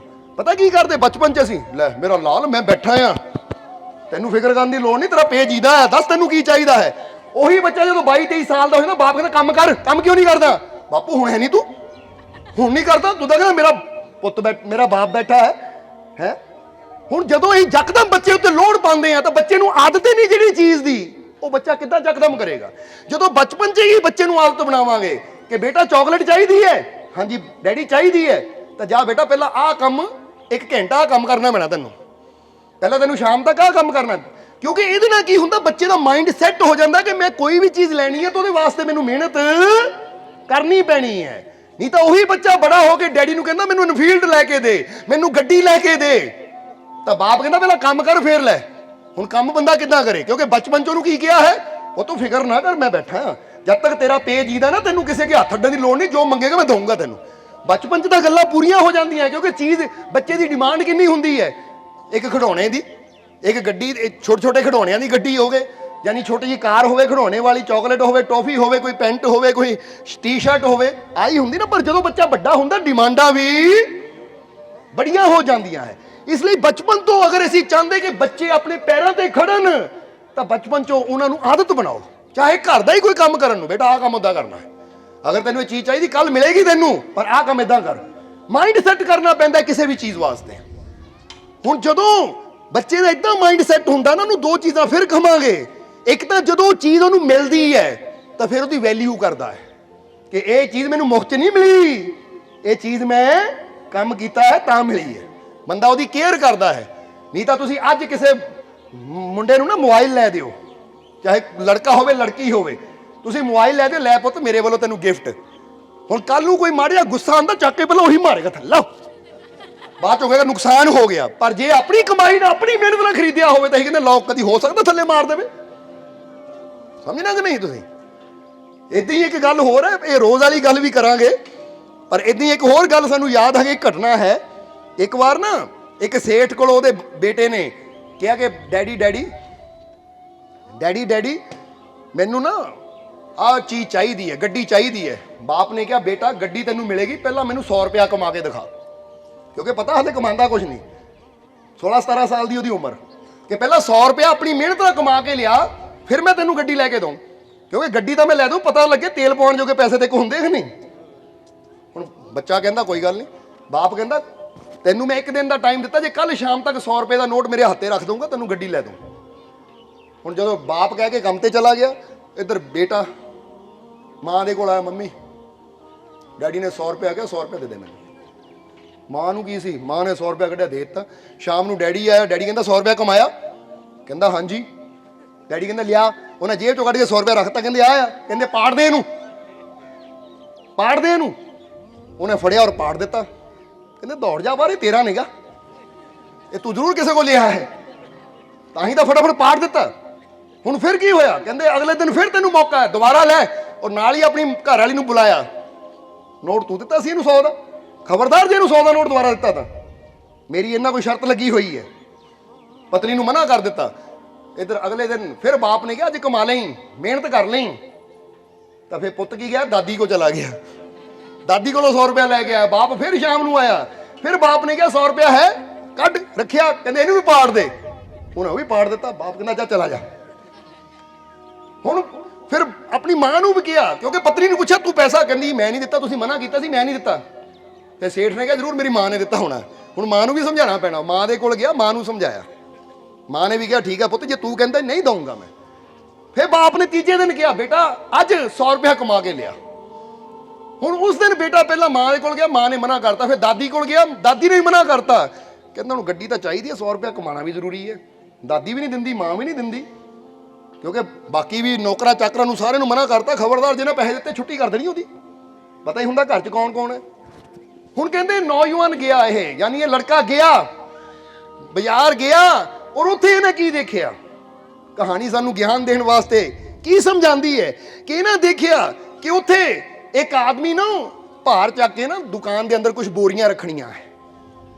ਤਾਂ ਇਹ ਗਿਆ, ਕਹਿੰਦਾ ਅੰਕਲ ਅੰਕਲ ਅਗਰ ਇਹ ਬੋਰੀਆਂ ਮੈਂ ਰੱਖ ਦਿਆਂ ਮੈਨੂੰ ਕੀ ਮਿਲੇਗਾ? ਕਹਿੰਦੇ ਪੁੱਤ 5 ਬੋਰੀਆਂ 50 ਰੁਪਏ ਦੋ। ਕਹਿੰਦਾ ਜੀ ਕੋਈ ਗੱਲ ਨਹੀਂ, ਕਿਉਂਕਿ ਇੱਕ ਬੋਰੀ ਦੇ 10 ਰੁਪਏ। ਇਹਨਾਂ ਬੋਰੀ ਚੱਕੀ, ਪਹਿਲੀ ਵਾਰ ਭਾਰ ਚੱਕਿਆ, ਜ਼ੋਰ ਤਾਂ ਲੱਗਾ, ਪਰ ਬੋਰੀਆਂ ਦੁਕਾਨ ਦੇ ਅੰਦਰ ਰੱਖੀਆਂ। ਉਹਦੇ ਕੋਲ 50 ਰੁਪਏ ਲਏ। ਜਦੋਂ 50 ਰੁਪਏ ਲਏ ਨਾ, ਬੜੇ ਪਿਆਰ ਨਾਲ ਜੇਬ 'ਚ ਪਾਏ, ਔਰ ਫਿਰ ਲਿਖਿਆ ਕਿ ਹਾਲੇ ਸ਼ਾਮ ਹੋਣ ਵਾਲੀ, ਕਿਤੇ 50 ਦਾ ਕੰਮ ਹੋਰ ਹੋ ਜਾਵੇ।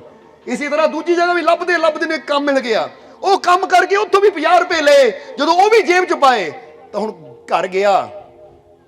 ਤਾਂ ਜਦੋਂ ਬਾਪ ਆਇਆ ਤਾਂ ਬਾਪ ਨੇ ਕਿਹਾ ਕਿੱਦਾਂ ਬੇਟਾ 100 ਰੁਪਇਆ ਕਮਾਇਆ? ਕਹਿੰਦਾ ਪੱਪੂ ਕਮਾ ਲਿਆ। ਡੈਡੀ ਕਮਾ ਲਿਆ? ਕਹਿੰਦੇ ਲਿਆ। ਜਦੋਂ ਹੱਥੇ ਰੱਖਿਆ ਕਹਿੰਦੇ ਪਾੜ ਇਹਨੂੰ। ਕਹਿੰਦਾ ਲੈ ਇਹਨੂੰ ਨਹੀਂ ਪਾੜਨਾ ਮੈਂ, 5 ਬੋਰੀਆਂ ਚੱਕਣੀਆਂ ਪਈਆਂ, ਖੂਨ ਪਸੀਨਾ ਕਰਨਾ ਪਿਆ, ਤੁਸੀਂ ਕਹਿੰਦੇ ਪਾੜ ਦੇ, ਏਦਾਂ ਪਾੜ ਦੇ ਮੈਨੂੰ, ਮੇਰੀ ਮਿਹਨਤ ਹੈ ਇਹ। ਫਿਰ ਗੱਲ ਨਾਲ ਲਾ ਲਿਆ ਬਾਪ ਨੇ, ਕਹਿੰਦੇ ਅੱਜ ਤੈਨੂੰ ਪੈਸੇ ਦੀ ਕਦਰ ਪਤਾ ਲੱਗ ਗਈ, ਸ਼ਾਬਾਸ਼। ਕਿਉਂਕਿ ਸਭ ਤੋਂ ਬੜੀ ਗੱਲ ਪੈਸੇ ਦੀ ਨਹੀਂ ਹੁੰਦੀ, ਗੱਡੀਆਂ ਦੀ ਨਹੀਂ ਹੁੰਦੀ, ਸਭ ਤੋਂ ਬੜੀ ਗੱਲ ਹੁੰਦੀ ਚੀਜ਼ ਦੀ ਕਦਰ ਦੀ, ਵੈਲਿਊ ਦੀ। ਜਦੋਂ ਅਸੀਂ ਵੈਲਿਊ ਸਮਝਣੀ ਸ਼ੁਰੂ ਕਰ ਦੇਵਾਂਗੇ ਨਾ, ਤਾਂ ਫਿਰ ਸਾਡੀ ਜ਼ਿੰਦਗੀ ਉੱਪਰ ਉੱਠਣਾ ਸ਼ੁਰੂ ਕਰ ਦਿੰਦੀ ਹੈ। ਹੁਣ ਜਰਾ ਯਾਦ ਰੱਖਣਾ, ਅੱਜ ਬੰਦੇ ਨੂੰ ਚੀਜ਼ਾਂ ਦੀ ਵੀ ਵੈਲਿਊ ਜਿੱਦਾਂ ਕਹਿ ਲਓ, ਉਹ ਤਾਂ ਬੰਦਾ ਸੰਭਾਲ ਲੈਂਦਾ ਕਿ ਲੈ ਵੀ ਮੋਬਾਈਲ ਦੀ ਵੈਲਿਊ ਹੈ, ਗੱਡੀ ਦੀ ਵੈਲਿਊ ਹੈ, ਇਹਦੀ ਵੈਲਿਊ ਹੈ, ਪਰ ਸਭ ਤੋਂ ਜ਼ਿਆਦਾ ਵੈਲਿਊਬਲ ਕੀ ਹੈ? ਸਭ ਤੋਂ ਜ਼ਿਆਦਾ ਕੀਮਤੀ ਹੈ ਸਾਡਾ, ਕਹਿ ਦਿਓ, ਇਹ ਜੀਵਨ। ਕੀ ਆਪਣੇ ਜੀਵਨ ਦੀ ਵੈਲਿਊ ਸਮਝਦੇ ਹਾਂ ਅਸੀਂ? ਜਰਾ ਸੋਚਣਾ, ਸਮਝਣਾ। ਇਹ ਜੀਵਨ ਸਾਨੂੰ ਮੁਫਤ ਵਿੱਚ ਮਿਲ ਗਿਆ ਹੈ। ਇਹ ਫੇਫੜੇ, ਇਹ ਦਿਲ, ਇਹ ਹਵਾ, ਇਹ ਸਭ ਕੁਝ ਕੁਦਰਤ ਨੇ, ਰੱਬ ਨੇ ਸਾਨੂੰ ਗਿਫਟ ਵਿੱਚ ਦਿੱਤਾ ਹੈ। ਤਾਂ ਹੀ ਤਾਂ ਅਸੀਂ ਇਹਦੀ ਵੈਲਿਊ ਨਹੀਂ ਕਰਦੇ, ਤਾਂ ਹੀ ਤਾਂ ਇਹਦੀ ਵੈਲਿਊ ਨਹੀਂ ਕਰਦੇ। ਨਹੀਂ ਤਾਂ ਅਸੀਂ ਹਮੇਸ਼ਾ ਦੱਸੀਦਾ ਹੈ ਕਿ ਅੱਜ ਤੁਸੀਂ ਆਪਣੇ ਹੱਥ ਹਿਲਾਉਂਦੇ ਹੋ, ਅੱਖਾਂ ਨਾਲ ਦੇਖਦੇ ਹੋ, ਕੰਨਾਂ ਨਾਲ ਸੁਣਦੇ ਹੋ, ਜ਼ੁਬਾਨ ਨਾਲ ਬੋਲਦੇ ਹੋ, ਪੈਰਾਂ ਨਾਲ ਚੱਲਦੇ ਹੋ, ਤਾਂ ਤੁਸੀਂ ਇਹਦੀ ਅਹਿਮੀਅਤ ਨਹੀਂ ਸਮਝਦੇ, ਕਹਿੰਦੇ ਹੋ ਰੱਬ ਨੇ ਸਾਨੂੰ ਕੀ ਦਿੱਤਾ ਹੈ। ਨਹੀਂ ਤਾਂ ਜ਼ਰਾ ਜਾ ਕੇ ਦੇਖੋ ਹਸਪੀਟਲ ਵਿੱਚ ਉਹਨਾਂ ਨੂੰ ਜਿਹੜੇ ਆਈਸੀਯੂ ਵਿੱਚ ਲੇਟੇ ਹੋਏ ਆ, ਨਾ ਪੈਰ ਚੱਲਦੇ ਨਾ ਹੱਥ ਚੱਲਦੇ ਐ, ਨਾ ਹੀ ਸਾਹ ਲੈ ਪਾਉਂਦੇ ਆ, ਵੈਂਟੀਲੇਟਰ ਆਕਸੀਜਨ ਲੱਗੀ ਹੋਈ ਹੈ ਔਰ ਲੱਖਾਂ ਰੁਪਇਆ ਦੇ ਰਹੇ ਆ ਉੱਥੇ, ਕਾਹਦੇ ਵਾਸਤੇ? ਜ਼ਿੰਦਗੀ ਬਚਾਉਣ ਵਾਸਤੇ। ਔਰ ਰੱਬ ਤੁਹਾਨੂੰ ਮੁਫਤ ਵਿੱਚ ਦੇ ਰਿਹਾ ਹੈ ਤਾਂ ਬੰਦਾ ਉਹਦਾ ਸ਼ੁਕਰ ਕਰਦਾ ਹੀ ਨਹੀਂ ਹੈ। ਔਰ ਫਿਰ ਕੀ ਬੰਦਾ ਕਰਦਾ? ਅੱਜ ਜੀਵਨ ਦੀ ਵੈਲਿਊ ਜੇ ਹੋਵੇ ਤਾਂ ਸੱਚ ਦੱਸਿਓ, ਜੇ ਤੁਹਾਡੇ ਕੋਲ ਪੈਟਰੋਲ ਦੀ ਗੱਡੀ ਹੈ ਜਾਂ ਤੁਹਾਡੇ ਕੋਲ ਡੀਜ਼ਲ ਵਾਲੀ ਗੱਡੀ ਹੈ ਤਾਂ ਤੁਸੀਂ ਉਹਦੇ 'ਚ ਪਾਓਗੇ ਕੀ? ਜੇ ਪੈਟਰੋਲ ਦੀ ਗੱਡੀ ਡੀਜ਼ਲ ਪਾਓਗੇ ਉਹਦੇ 'ਚ? ਕੀ ਪਾਓਗੇ? ਪੈਟਰੋਲ ਹੀ ਪਾਓਗੇ। ਜੇ ਡੀਜ਼ਲ ਵਾਲੀ ਗੱਡੀ ਤੋਂ ਡੀਜ਼ਲ ਹੀ ਪਾਓਗੇ। ਹੁਣ ਜਰਾ ਸੋਚੋ, ਜੇ ਪੈਟਰੋਲ ਵਾਲੀ ਗੱਡੀ ਡੀਜ਼ਲ ਪਾਤਾ ਕੀ ਹੋਣਾ? ਇੰਜਣ ਖਰਾਬ ਹੋਣਾ, ਤੁਸੀਂ ਕਹਿੰਦੇ ਨੁਕਸਾਨ ਹੋ ਜਾਣਾ ਹੈ। ਹੁਣ ਜੇ ਅਸੀਂ ਇੰਨੀ ਸਮਝਦੇ ਹਾਂ ਕਿ ਪੈਟਰੋਲ ਵਾਲੀ ਗੱਡੀ 'ਚ ਪੈਟਰੋਲ ਹੀ ਪਾਉਣਾ, ਡੀਜ਼ਲ ਵਾਲੀ ਗੱਡੀ ਡੀਜ਼ਲ ਹੀ ਪਾਉਣਾ, ਖਰਾਬ ਨਹੀਂ ਹੋਣਾ ਚਾਹੀਦਾ, ਉਹਦੀ ਕੀਮਤ ਹੈ, ਤਾਂ ਤੁਹਾਡੇ ਜੀਵਨ ਦੀ ਕੀ ਕੀਮਤ ਹੈ? ਪਰ ਇਹਦੇ 'ਚ ਬੰਦਾ ਕੀ ਕੁਝ ਪਾਈ ਜਾਂਦਾ ਹੈ? ਜਰਾ ਸੋਚੋ। ਸ਼ਰਾਬ ਪਾ ਰਹੇ ਆ, ਨਸ਼ੇ ਪਾ ਰਹੇ ਆ, ਚਿੱਟਾ ਪਾ ਰਹੇ ਆ, ਅਫੀਮ ਪਾ ਰਹੇ ਆ, ਭੰਗ ਪਾ ਰਹੇ ਆ, ਕਿਹੜੇ ਨਸ਼ੇ ਆਪਣੇ ਅੰਦਰ ਪਾਉਂਦੇ ਆ? ਉਹ ਸਾਡੇ ਜੀਵਨ ਦੀ ਗੱਡੀ ਤਾਂ ਹੀ ਤਾਂ ਦਿਨ ਪ੍ਰਤੀ ਦਿਨ ਖਰਾਬ ਹੁੰਦੀ ਚਲੀ ਜਾਂਦੀ ਹੈ। ਸੋਚ ਕੇ ਦੇਖਣਾ ਜ਼ਰਾ। ਨਸ਼ਿਆਂ ਦੇ ਨਾਲ ਨਾਲ ਬਹੁਤ ਖੁਰਾਕਾਂ ਇਦਾਂ ਦੀਆਂ ਹੈ ਜਿਹੜੀਆਂ ਕਿ ਸਾਡੇ ਜੀਵਨ ਵਾਸਤੇ ਚੰਗੀਆਂ ਨਹੀਂ ਹੈ, ਪਰ ਅਸੀਂ ਸਵਾਦ ਵਾਸਤੇ ਉਹਨਾਂ ਨੂੰ ਖਾਂਦੇ ਜਾ ਰਹੇ। ਫਿਰ ਕਹਿੰਦੇ ਸਾਡਾ ਜੀਵਨ ਦੁੱਖ ਬੜੇ ਹੈ, ਪਰੇਸ਼ਾਨੀਆਂ ਬੜੀਆਂ, ਤਕਲੀਫਾਂ ਬੜੀਆਂ ਹੈ, ਇੱਥੇ ਆਹ ਦਰਦ ਹੈ, ਉੱਥੇ ਉਹ ਦਰਦ ਹੈ, ਉੱਥੇ ਉਹ ਪੇਨ ਹੈ। ਹੁਣ ਇੱਕ ਗੱਡੀ ਵੀ ਤੁਸੀਂ ਘਰ 'ਚ ਖੜੀ ਕਰਦੇ ਹੋ ਨਾ, ਉਹਨੂੰ ਚਲਾਓ ਨਾ, ਤਾਂ ਫਿਰ ਕੀ ਹੁੰਦਾ? ਕੁਝ ਦਿਨਾਂ 'ਚ ਉਹ ਵੀ ਟਾਇਰ ਜਿਹੜੇ ਆ ਨਾ ਉਹ ਵੀ ਜਵਾਬ ਦੇਣੇ ਸ਼ੁਰੂ ਹੋ ਜਾਂਦੇ ਹੈ, ਉਹਦੀ ਸਰਵਿਸ ਕਰਾਉਣੀ ਪੈਂਦੀ ਹੈ। ਇਸੇ ਤਰ੍ਹਾਂ ਬੰਦਾ ਵੀ ਹਰ ਵੇਲੇ ਰੈਸਟ ਰੈਸਟ ਰੈਸਟ, ਆਰਾਮ ਆਰਾਮ ਆਰਾਮ, ਮਿਹਨਤ ਕਰਨੀ ਬੰਦਾ ਬੰਦ ਕਰ ਦਿੰਦਾ ਤਾਂ ਬੰਦੇ ਦੇ ਸਰੀਰ ਨੂੰ ਵੀ ਕਈ ਰੋਗ ਲੱਗਣੇ ਸ਼ੁਰੂ ਹੋ ਜਾਂਦੇ। ਇਸ ਲਈ ਅਸੀਂ ਤੁਹਾਨੂੰ ਕਹਾਂਗੇ ਵੈਲਿਊ ਸਮਝੋ ਇਹ ਜੀਵਨ ਦੀ। ਅਸੀਂ ਉਹ ਚੀਜ਼ ਕਰਨੀ ਹੈ ਜੋ ਸਾਡੇ ਜੀਵਨ 'ਚ ਖੁਸ਼ੀਆਂ ਲੈ ਕੇ ਆਵੇ। ਜਿੱਦਾਂ ਬੰਦਾ ਕਹਿੰਦਾ ਨਾ ਗੱਡੀ 'ਚ ਉਹ ਤੇਲ ਪਾਣਾ ਹੈ, ਉਹ ਮੋਗਲੈਲ ਪਾਣਾ ਹੈ ਤਾਂ ਕਿ ਮੇਰੀ ਗੱਡੀ ਸਦਾ ਸਹੀ ਸਲਾਮਤ ਚੱਲਦੀ ਰਹੇ ਔਰ ਸਮੇਂ-ਸਮੇਂ ਸਿਰ ਇਹਦੀ ਸਰਵਿਸ ਵੀ ਕਰਵਾਣੀ ਹੈ। ਔਰ ਫਿਰ ਕਹਾਂਗੇ ਕਿ ਸਹੀ ਖੁਰਾਕ ਲਓ, ਸਹੀ ਨਿਯਮ ਬਣਾਓ ਜੀਵਨ ਦੇ, ਔਰ ਸਤਸੰਗ ਵਿੱਚ ਜਾਂਦੇ ਰਹੋ, ਸੰਤਾਂ ਫਕੀਰਾਂ ਦੀ ਸੋਭਤ ਕਰਦੇ ਰਹੋ ਤਾਂ ਗੱਡੀ ਦੀ ਸਰਵਿਸ ਫਿਰ ਹੁੰਦੀ ਰਹਿੰਦੀ ਹੈ। ਤਾਂ ਫਿਰ ਜੀਵਨ 'ਚ ਵੀ ਇਨਸਾਨ ਦੇ ਕੋਈ ਰੋਗ, ਕੋਈ ਟੈਨਸ਼ਨ, ਕੋਈ ਤਕਲੀਫ, ਕੋਈ ਦੁੱਖ ਨਹੀਂ ਆਉਂਦਾ। ਇਨਸਾਨ ਦੇ ਜੀਵਨ ਦੀਆਂ ਪਰੇਸ਼ਾਨੀਆਂ ਵੀ ਦੂਰ ਰਹਿੰਦੀਆਂ ਹੈ। ਇਸ ਲਈ ਵੈਲਿਊ ਸਮਝੋ ਆਪਣੇ ਜੀਵਨ ਦੀ, ਕਿਉਂਕਿ ਜਦੋਂ ਤੁਹਾਨੂੰ ਪਤਾ ਲੱਗੇਗਾ ਨਾ ਜੀਵਨ ਦੀ ਵੈਲਿਊ, ਜ਼ਰਾ ਸਮਝਣਾ ਸਾਰਿਆਂ ਨੇ। ਨਹੀਂ ਤਾਂ ਹੁਣ ਕਈ ਵਾਰ ਐਸੀ ਇਹ ਗੱਲ ਦੱਸੀ ਦੀ ਹੈ ਕਿ ਇਹ ਤਾਂ ਜੀਂਦੀਆਂ ਜਾਗਦੀਆਂ ਮਿਸਾਲਾਂ ਹੈ। ਇੱਕ ਨਾ ਜਲੰਧਰ ਦਾ ਹੀ ਜੀਵ ਸੀ, ਉਹਨੂੰ ਸਿਗਰਟ ਪੀਣ ਦੀ ਬੜੀ ਆਦਤ ਸੀ। ਤਾਂ ਕਈ ਵਾਰੀ ਘਰਦਿਆਂ ਨੇ ਸਮਝਾਉਣਾ ਕਿ 2-2 ਡੱਬੀਆਂ ਦਿਨ 'ਚ ਪੀ ਜਾਂਦਾ, 3-3 ਡੱਬੀਆਂ ਦਿਨ 'ਚ ਪੀ ਜਾਂਦਾ ਹੈ, ਮਾਲਕੋ ਹਟਦਾ ਹੀ ਨਹੀਂ ਹੈ। ਹੁਣ ਅਸੀਂ ਵੀ ਸਮਝਾਣਾ ਭਾਈ ਨਸ਼ਾ ਨਾ ਕਰ। ਫਿਰ ਕੀ ਹੋਇਆ? ਆਖਰ ਜਦੋਂ ਉਹਦੀ ਉਮਰ 40-45 ਸਾਲ ਦੇ ਲਾਗੇ ਹੋਈ ਨਾ, ਤਾਂ ਉਹਨੂੰ ਫੇਫੜਿਆਂ 'ਚ ਦਰਦ ਹੋਈ, ਪਤਾ ਲੱਗਾ ਕੈਂਸਰ ਹੋ ਗਿਆ।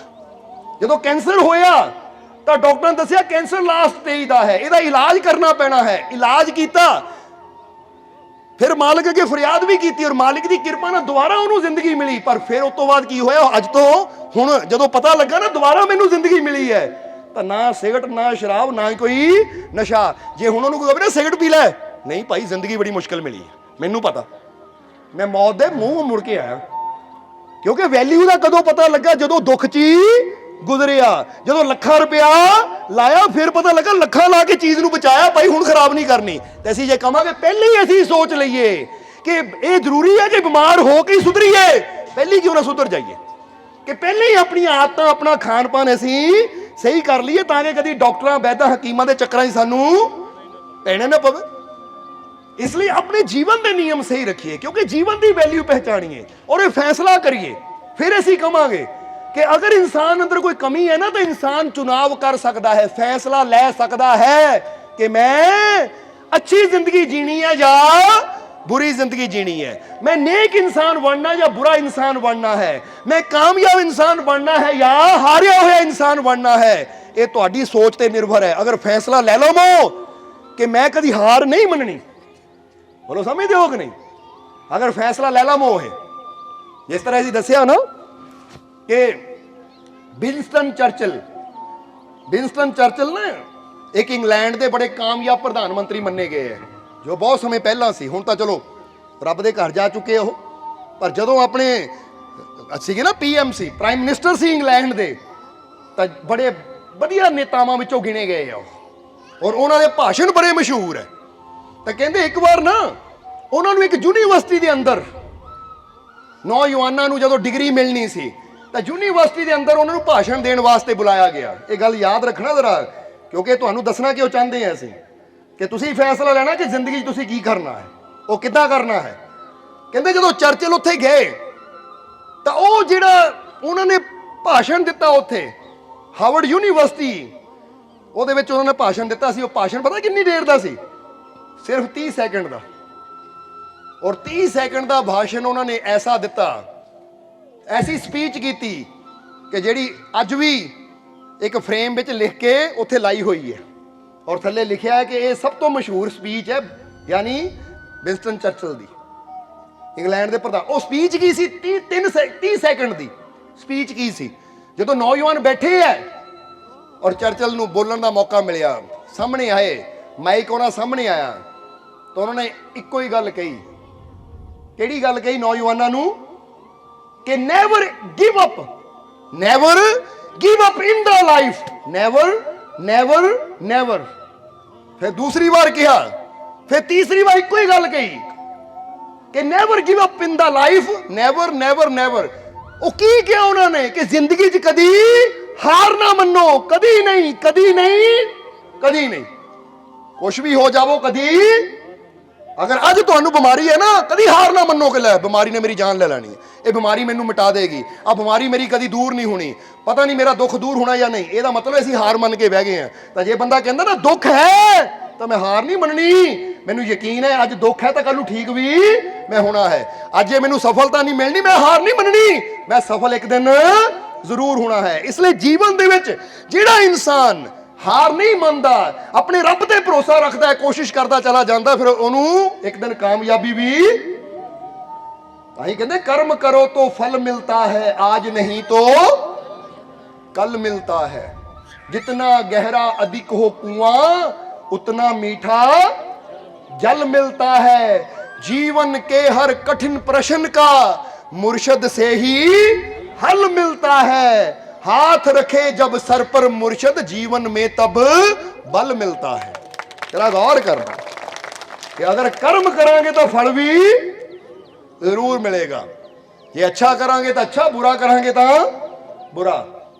कर्म करो तो फल मिलता है, आज नहीं तो मिलना जरूर है, आज मिल गया या कल मिल गया, क्योंकि जो करना है, जो बीजना है, एक दिन उपजना भी, क्योंकि जैसा बीजे सो लुने, कर्मा संदड़ा खेत, जैसी करनी वैसी भरनी, सामने आके रहनी है, ये याद रखना हमेशा। जितना गहरा अधिक हो कुआं, जिन्नी कुएं की गहराई ज्यादा हुंदी है ना, पानी भी उन्ना ही ज्यादा मिठा हुंदा है। इसलिए मेहनत जरूर हुंदी गहराई नूं पाण वास्ते, पर जिन्नी गहराई च जावांगे पानी भी उन्ना ही शुद्ध साफ सुथरा मिठा मिलेगा। इसलिए जीवन के हर कठिन प्रश्न का मुर्शद से ही, कहते जीवन च इदां दा कोई प्रश्न ही नहीं है, सवाल ही नहीं है जिहदा जवाब उहदे घर च ना होवे। बंदे दी बुद्धि उन्नी क है, इसलिए बंदे नूं हो सकदा कोई सवाल का जवाब ना मिले, किसी मुश्किल का हल ना मिले, किसी परेशानी चों निकलण दा रस्ता ना मिले, पर जदों इंसान गुरुआं रहबरां फकीरां दे दर ते चला जाता है तो फिर हर मुश्किल का हल उन्होंने मिलता चला जाता है। और फिर आखिरी लाइन च क्या कि हाथ रखे जब सर पर मुर्शद जीवन में तब बल मिलता है। जदों इंसान दे सिर ते सतगुर हथ रखदा ना, फिर जीवन च एक शक्ति मिलती है, ताकत मिलती है, फिर बल मिलता है, क्योंकि फिर इंसान तैयार हो जाता है बड़ी तो बड़ी मुश्किल ना भी लड़न वास्ते, बड़े तो बड़े दुख परेशानी दुश्मन का सामना करने वास्ते ही बंदा तैयार हो जाता है कि मेरी हार कदी हो नहीं सकती, क्योंकि जिहदा हथ मेरे सिर ते है ना, वो ताकत बहुत बड़ी है।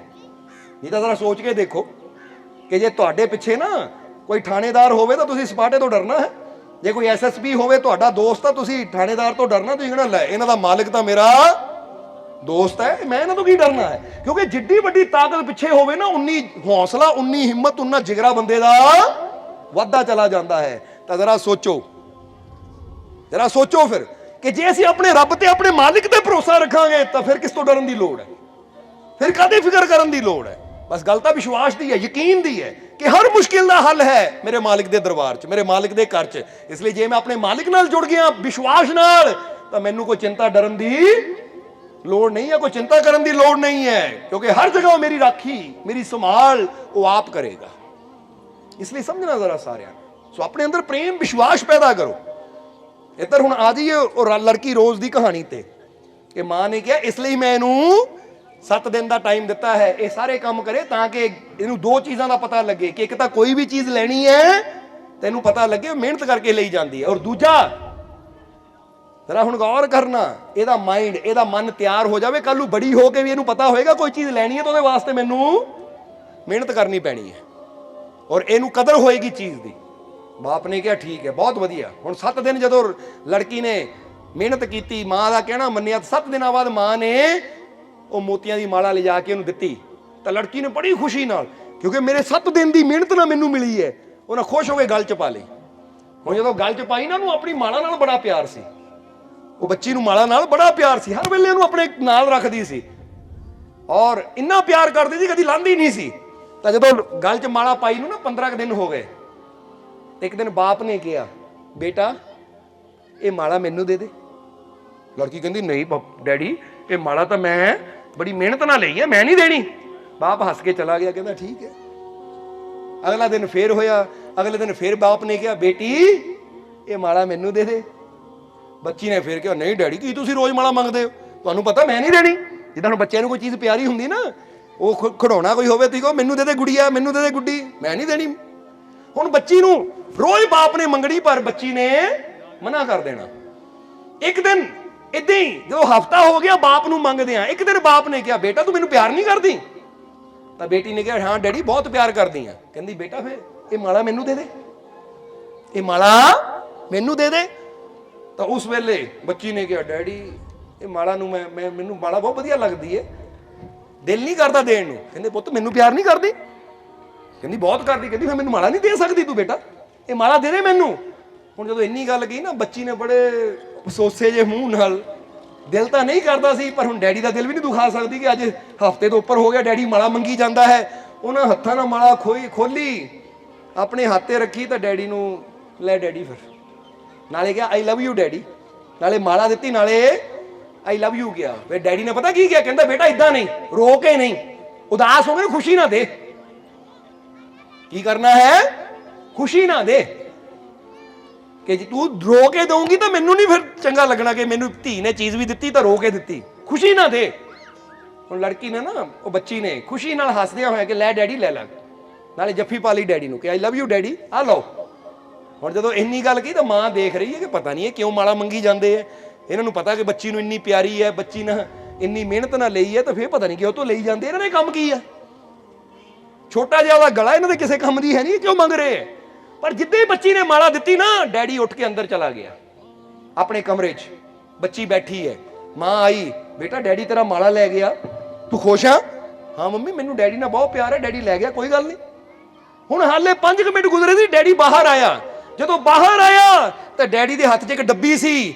ਡੈਡੀ ਨੇ ਉਹ ਡੱਬੀ ਖੋਲੀ, ਜਦੋਂ ਖੋਲੀ ਤਾਂ ਉਹਦੇ 'ਚ ਗੁਲਾਬੀ ਅਸਲੀ ਮੋਤੀਆਂ ਦੀ ਮਾਲਾ ਸੀ। ਉਹ ਡੈਡੀ ਨੇ ਲਿਆ ਕੇ ਉਹਦੇ ਗਲ 'ਚ ਪਾਈ। ਲੈ ਬੇਟਾ ਉਹ ਨਕਲੀ ਸੀ, ਉਹ ਤੂੰ ਮੇਰੀ ਧੀ ਆ, ਤੈਨੂੰ ਅਸਲੀ ਦੇਣੀ ਹੈ। ਉਹ $25 ਦੀ ਸੀ ਤੇ $2500 ਦੀ ਹੈ, ਯਾਨੀ 10 ਗੁਣਾ ਜ਼ਿਆਦਾ।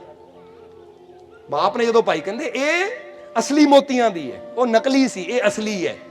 ਜਦੋਂ ਬੇਟੀ ਨੇ ਦੇਖਿਆ, ਕੁੱਟ ਕੇ ਡੈਡੀ ਨੂੰ ਫੜ ਲਿਆ, ਡੈਡੀ ਮੈਂ ਤੈਨੂੰ ਬਹੁਤ ਪਿਆਰ ਕਰਦੀ ਹਾਂ। ਡੈਡੀ ਕਹਿੰਦੇ ਜਾ ਬੇਟਾ ਖੁਸ਼ ਰਹਿ ਤੂੰ, ਕਿਉਂਕਿ ਬਾਪ ਤਾਂ ਇਹੀ ਚਾਹੁੰਦਾ ਬੱਚੇ ਹਮੇਸ਼ਾ। ਤਾਂ ਉਹਦੀ ਪਤਨੀ ਨੇ ਪੁੱਛਿਆ, ਕਹਿੰਦੀ ਜੀ ਇਹ ਕੀ, ਕਿ ਤੁਸੀਂ ਜੇ ਮਾਲਾ ਲਿਆਂਦੀ ਸੀ ਤਾਂ ਸਿੱਧੀ ਦੇ ਦਿੰਦੇ। ਕਹਿੰਦਾ ਨਹੀਂ, ਮਾਲਾ ਤਾਂ 1 ਹਫ਼ਤਾ ਪਹਿਲਾਂ ਦੀ ਲਿਆਂਦੀ ਹੈ, ਇਸ ਲਈ ਮੈਂ ਰੋਜ਼ ਇਹਦੇ ਕੋਲੋਂ ਮੰਗਦਾ ਸੀ ਕਿ ਬੇਟਾ ਦੇ ਦੇ, ਪਰ ਇਹ ਨਹੀਂ ਦਿੰਦੀ ਸੀ। ਕਹਿੰਦੇ ਕਿਉਂ ਮੰਗਦੇ ਕਿਉਂ ਸੀ? ਉਹ ਕਹਿੰਦੇ ਉਹ ਵੀ ਇਸੇ ਲਈ ਮੰਗਦਾ ਸੀ ਕਿ ਬੱਚੀ ਨੂੰ ਇਹ ਸਮਝ ਆਵੇ ਕਿ ਜੇ ਸਾਡੇ ਮਾਤਾ ਪਿਤਾ ਸਾਡੇ ਤੋਂ ਕੋਈ ਚੀਜ਼ ਮੰਗਦੇ ਆ ਨਾ, ਤਾਂ ਸਾਡੇ ਨੁਕਸਾਨ ਵਾਸਤੇ ਨਹੀਂ, ਸਾਡੇ ਬੁਰੇ ਵਾਸਤੇ ਨਹੀਂ। ਜੇ ਉਹ ਮੰਗਦੇ ਆ ਤਾਂ ਸਾਨੂੰ ਉਹ ਤੋਂ ਚੰਗੀ ਚੀਜ਼ ਦੇਣਾ ਚਾਹੁੰਦੇ ਆ, ਤਾਂ ਉਹ ਲੈਂਦੇ ਆ।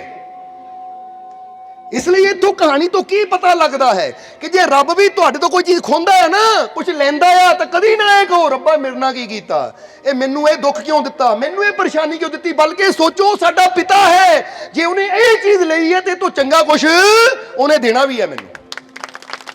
ਇਹਨੂੰ ਕਹਿੰਦੇ ਵਿਸ਼ਵਾਸ।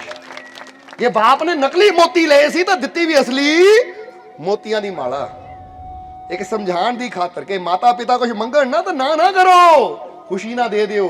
ਕਿਉਂਕਿ ਮਾਤਾ ਪਿਤਾ, ਖਾਸ ਕਰਕੇ ਜਦੋਂ ਉਹ ਪਿਤਾ ਦੀ ਗੱਲ ਆਉਂਦੀ ਹੈ ਨਾ, ਤਾਂ ਉਹ ਸਾਨੂੰ ਕੁਝ ਬਹੁਤ ਚੰਗਾ ਦੇਣਾ ਚਾਹੁੰਦਾ ਹੈ। ਤਾਂ ਹੀ ਤਾਂ ਕਿਹਾ ਜਾਂਦਾ ਹੈ कि क्या फर्क होता है खुदा और पीर में, वही जो फर्क होता है बादशाह और वजीर में।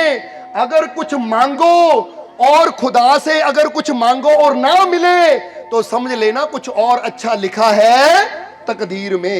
तो समझ लो रब ने उस तो चंगा कुछ लिखा है। और फर्ज करो एक बंदा मंगदा मैनू आ चीज चाहिए, रब ने बड़ी देनी होवे, तो फिर बंदा की करता है? बंदा कहता रब ने मैनू दित्ती, रब कहता सबर कर, और सबर कर, तेरे वास्ते तो बड़ा सोचा, तू इत्थे बैठा है, तेनू की पता मैं तेनू की देना है। बस विश्वास रख, यकीन रख। इसलिए असीं तुहानू भी कहांगे, अगर अज तुहाडे जीवन च दुख है ना, कदी शिकायत ना करो, बल्कि हर हालत विच अपने मालिक दा शुक्र करना है कि शुक्र है मेरे मालिक, अगर ये दुख भी आया है ये भी मैनू कबूल है। तो तुसीं देखोगे ये शुक्र करोगे, वो दुख दूर हो जाएंगे, तो वो खुशियां तुहाडे जीवन च आउणगीਆਂ कि तुसीं हैरान रह जाओगे। बोलो समझते हो कि नहीं? जिद्दां असीं एक शेर कहीदा है जो सानू बड़ा प्यारा लगता है, इत्थे भी कहना चाहांगे कि सपनों की मंजिल कभी पास नहीं होती, सपनों की मंजिल कभी पास नहीं होती। क्योंकि जे साडा कोई सपना है ना, तो ये ना सोचो हुण देखिया तो हुणे पूरा हो जाना है। जे साडा कोई सपना है ना, तो फिर याद रखो जे उस सपने तक पहुंचना है तो फिर उत्थे तक मेहनत भी करन दी तैयारी चाहिए है सानू। हुण एक बंदा बच्चा सोचे कि मैं आ जगह पहुंचना है, मैं आ अफसर बनना है, मैं आ कुर्सी ते बैठना है, तो फिर वो बच्चे नूं मेहनत भी पढ़न लिखण विच उन्नी करनी पैनी है। थोड़ी कि इधर सोचा तो उधर पूरा हो जाना है। सपनों की मंजिल कभी, सपने पूरे हुंदे है पर उन्हां दे हुंदे है जिहड़े मेहनत करन नूं तैयार है। समझदे हो कि नहीं? सपने किहनां दे पूरे हुंदे जिहड़े मेहनत करन नूं तैयार है।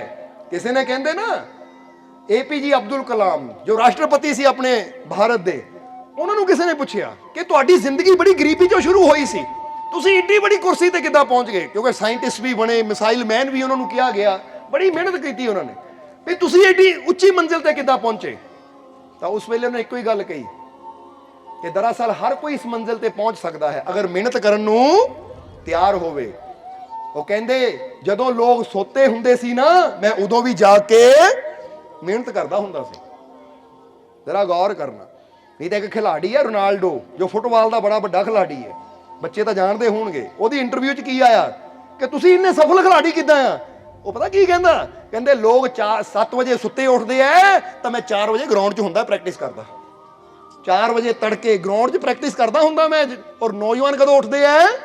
7 वजे सुत्ते उठते। और अजकल तो 7 भी छड्डो 10-10 वज जाते हैं, क्योंकि रात को 12-1 वज जाता है। मोबाइल ते मैसेज देखते हैं या फिल्मां देखते हैं, तो रात को जो बैटरी डैड होंगी मोबाइल की तो फिर सौंदे हैं, तो सवेर नूं उदों उठते जो माता पिता पुत्त उठ जा सूरज सिर ते आ गया।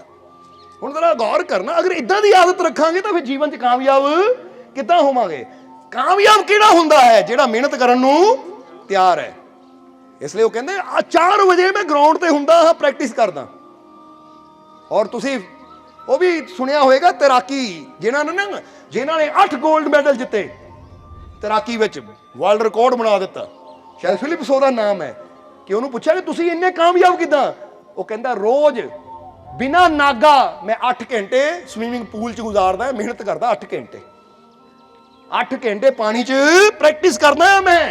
और मैनू याद नहीं मैं पिछे छुट्टी कदों कीती सी, यानी छुट्टी कदों कीती ਇਹਦਾ मतलब ये नहीं कि मैं 2 महीने पहला छुट्टी करदा, नहीं, याद ही नहीं छुट्टी कदों कीती। लगातार मैं कोशिश करदा आया, प्रैक्टिस करदा आया, क्योंकि ठीक है मैं अज बेस्ट हाँ, पर फिर भी मैं कोशिश करदा, क्योंकि मैनू पता बेस्ट बने रहने वास्ते मैनू मेहनत करनी पैनी है। हुण जरा गौर करना, अज जे असीं कामयाब होना चाहते हैं तो सानू मेहनत करनी पैनी है। और मेहनत के नाल नाल एक साहस, साहस के नाल नाल एक विश्वास। साहस का मतलब की कि कोई भी रुकावट आवे, कोई भी मुसीबत आवे, मैं डरना नहीं है, हार नहीं मननी। और विश्वास का मतलब है मैनू विश्वास है अपने रब ते कि जे मैं इन्नी मेहनत कर रहा तो मैनू कामयाबी भी जरूर मिलेगी। समझ आई कि नहीं? इस करके चाहे किते भी जित पानी होवे ना, हुण फर्ज करो एक बजुर्ग भी सोचता ना कि मैं तो तुर नहीं हुंदा, साहस लियावे मैं चलना आ, उत्थे तक मैं रोज सैर करिया करनी है, मैं कोशिश करनी है, तो तुसीं देखोगे कुछ दिनों च ही ਉਹ ਕੋਸ਼ਿਸ਼ ਕਰੇਗਾ ਤਾਂ ਰੱਬ ਦੀ ਰਹਿਮਤ ਸਾਥ ਵੀ ਦੇਗੀ, ਉਹ ਹੌਲੀ ਹੌਲੀ ਬਜ਼ੁਰਗ ਤੁਰਨਾ ਵੀ ਸ਼ੁਰੂ ਕਰ ਦੇਗਾ। ਪਰ ਜਦੋਂ ਹੀ ਕੋਸ਼ਿਸ਼ ਨਹੀਂ, ਪੈਰ ਨਹੀਂ ਹਿਲਦਾ, ਨਹੀਂ ਆ ਬਾਂਹ ਨਹੀਂ ਚੱਕ ਹੁੰਦੀ, ਜਰਾ ਹੁਣ ਗੌਰ ਕਰਨਾ। ਇੱਦਾਂ ਦੀਆਂ ਕਈ ਚੀਜ਼ਾਂ ਅਸੀਂ ਦੱਸਦੇ ਹਾਂ ਕਿ 10-12 ਸਾਲ ਪਹਿਲਾਂ ਨਾ ਸਾਡੀ ਸੱਜੀ ਬਾਂਹ 'ਚ ਬੜੀ ਦਰਦ ਹੋਈ।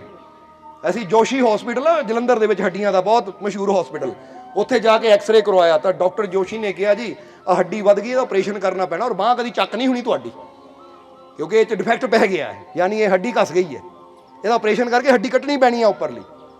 ਤਾਂ ਸਾਡੇ ਨਾਲ ਡਾਕਟਰ ਵੀ ਗਏ ਸੀ, ਜੋ ਸਾਡੇ ਦਰਬਾਰ ਨਾਲ ਜੁੜੇ ਹੋਏ ਡਾਕਟਰ ਸੀ, 8-10 ਸੇਵਾਦਾਰ ਸੀ। ਜਦੋਂ ਅਸੀਂ ਬਾਹਰ ਨਿਕਲੇ ਨਾ ਤਾਂ ਡਾਕਟਰ ਸਾਨੂੰ ਪੁੱਛਦੇ, ਮਾਲਕੋ ਫਿਰ ਆਪਰੇਸ਼ਨ ਕਰਾਉਣਾ ਕਿ ਨਹੀਂ? ਅਸੀਂ ਕਿਹਾ ਨਹੀਂ, ਹੁਣ ਡਾਕਟਰਾਂ ਕੋਲ ਜਾਣਾ ਬੰਦ, ਹੁਣ ਇਹਨੂੰ ਆਪ ਹੀ ਠੀਕ ਕਰਕੇ ਦੱਸਾਂਗੇ। ਫਿਰ ਅਸੀਂ ਕੀ ਕੀਤਾ, ਫਿਰ ਅਸੀਂ ਹੌਲੀ ਹੌਲੀ ਡੰਬਲ ਲੈ ਕੇ ਨਾ ਹਲਕਾ ਜਿਹਾ ਉਹ ਐਕਸਰਸਾਈਜ਼ ਲਾਣੀ ਸ਼ੁਰੂ ਕੀਤੀ। ਤੇਰਾ ਸਮਝਣਾ, ਐਕਸਰਸਾਈਜ਼ ਲਾਣੀ ਸ਼ੁਰੂ ਕੀਤੀ। ਪਹਿਲਾਂ ਤਾਂ ਬੜੀ ਦਰਦ ਹੋਈ, ਪਰ ਫਿਰ ਅਸੀਂ ਦਰਦ ਨੂੰ ਬਰਦਾਸ਼ਤ ਕਰਦੇ ਚਲੇ ਗਏ, ਕਰਦੇ ਗਏ ਔਰ ਅੱਜ ਇਹੀ ਹੈ ਬਾਂਹ, ਦੇਖੋ ਕੋਈ ਪ੍ਰੋਬਲਮ ਨਹੀਂ ਹੈ, ਬਿਲਕੁਲ ਠੀਕ ਹੈ। ਔਰ ਅੱਜ ਸਵੇਰੇ ਹੀ ਸ਼ੋਲਡਰ ਦੀ ਐਕਸਰਸਾਈਜ਼ ਲਾ ਕੇ ਆਏ ਅਸੀਂ, ਸ਼ਾਇਦ 25 ਕਿਲੋ ਦਾ ਡੰਬਲ ਚੱਕ ਕੇ ਆਏ। ਤੇਰਾ ਸਮਝਣਾ ਸਾਰਿਆਂ ਨੇ, ਯਾਨੀ ਕਹਿਣ ਦਾ ਮਤਲਬ ਦੱਸਣਾ ਕੀ ਚਾਹੁੰਦੇ ਆ ਅਸੀਂ ਕਿ ਅਗਰ ਤੁਸੀਂ ਦਰਦਾਂ ਤੋਂ ਹਾਰ ਮੰਨ ਲੈਂਦੇ ਹੋ ਨਾ ਤਾਂ ਦਰਦ ਤੁਹਾਡੇ ਤੇ ਹਾਵੀ ਹੋ ਜਾਂਦੀ ਹੈ। ਤਾਂ ਅਗਰ ਤੁਸੀਂ ਆਪਣੀ ਹਿੰਮਤ ਨੂੰ ਇੰਨਾ ਵਧਾ ਦਿੰਦੇ ਹੋ ਕਿ ਮੈਂ ਦਰਦ ਦੀ ਪਰਵਾਹ ਨਹੀਂ ਕਰਦਾ, ਤਾਂ ਦਰਦ ਨੂੰ ਵੀ ਫਿਰ ਬੇਸ਼ਰਮ ਹੋ ਕੇ ਜਾਣਾ ਪੈਂਦਾ ਕਿ ਭਾਈ ਇੱਥੇ ਮੇਰਾ ਅਸਰ ਹੀ ਕੋਈ ਨਹੀਂ। ਤੁਸੀਂ ਬਹੁਤ ਤਾਕਤਵਰ ਹੋ, ਅਗਰ ਹਾਰ ਮੰਨ ਲੈਂਦੇ ਹੋ ਕਿ ਹਾਏ ਆ ਸਿਰ ਦਰਦ, ਹਾਏ ਨਾ ਮੇਰੀ ਜਾਨ ਲੈ ਲੈਣੀ ਹੈ, ਤਾਂ ਸਿਰ ਦਰਦ ਕਦੀ ਜਾਣਾ ਹੀ ਨਹੀਂ ਹੈ। ਉਹਨਾਂ ਨਾ 2-4 ਦਿਨਾਂ ਬਾਅਦ ਫੇਰ ਆ ਜਾਣਾ ਹੈ, ਕਿਉਂਕਿ ਜਿੱਥੇ ਨਾ ਕਿਸੇ ਮਹਿਮਾਨ ਨੂੰ ਖਾਤਰਦਾਰੀ ਮਿਲੇ, ਉਹਦੀ ਇੱਜ਼ਤ ਮਿਲੇ, ਉਹਦਾ ਜਾਣ ਨੂੰ ਦਿਲ ਹੀ ਨਹੀਂ ਕਰਦਾ। ਹੁਣ ਦਰਦ ਆਉਂਦੀ ਹੈ, ਅਸੀਂ ਮੱਥਾ ਬੰਨ ਕੇ ਹਾਏ ਕੋਈ ਪਾਣੀ ਲਿਆ ਦਿਓ, ਕੋਈ ਰੋਟੀ ਲਿਆ ਦਿਓ, ਕੋਈ ਚਾਹ ਲਿਆ ਦਿਓ, ਮੇਰੇ ਤੋਂ ਹਿਲ ਨਹੀਂ ਹੁੰਦਾ। ਦਾਦਾ ਕਹਿੰਦਾ ਬੜੀ ਸੇਵਾ ਹੁੰਦੀ ਮੇਰੀ ਹੈ, ਚਾਹ ਵੀ ਬੈਠੇ ਨੂੰ ਮਿਲ ਰਹੀ ਹੈ, ਰੋਟੀ ਵੀ ਬੈਠੇ ਨੂੰ ਮਿਲ ਰਹੀ ਹੈ, ਪਾਣੀ ਵੀ ਬੈਠੇ ਨੂੰ ਮਿਲ ਰਿਹਾ, ਲੱਤਾਂ ਵੀ ਬੈਠੇ ਦਵਾਈਆਂ ਆ, ਉਹ ਕਦੀ ਜਾਣਾ ਹੀ ਨਹੀਂ, ਇੱਥੇ ਬੜੀ ਸੇਵਾ ਹੁਣ। ਤਾਂ ਜੇ ਮੈਨੂੰ ਦਰਦ ਹੈ, ਮੈਂ ਨਹੀਂ ਪਰਵਾਹ ਕਰਦਾ, ਮੈਂ ਆਪਣਾ ਕੰਮ ਕਰਨਾ ਆ, ਕਿਉਂਕਿ ਮੇਰੀ ਜ਼ਿੰਦਗੀ ਦੇ ਕੋਈ ਸੁਪਨੇ ਹੈ।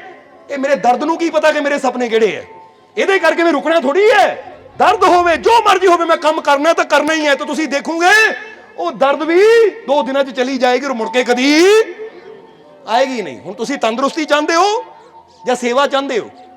ਤਾਂ ਯਾਦ ਰੱਖੋ, ਜੇ ਸੇਵਾ ਦੀ ਭਾਵਨਾ ਹੈ ਨਾ ਤਾਂ ਫਿਰ ਤਾਂ ਬਿਮਾਰ ਹੋ ਕੇ ਸੇਵਾ ਹੋਣੀ ਹੈ। ਆਈਸੀਯੂ 'ਚ ਲੰਮੇ ਪੈ ਜਾਓ, ਦੇਖੋ ਕਿੱਦਾਂ ਸੇਵਾ ਹੁੰਦੀ, ਡਾਕਟਰ ਵੀ ਨਰਸਾਂ ਵੀ ਸੇਵਾ ਕਰਨਗੀਆਂ।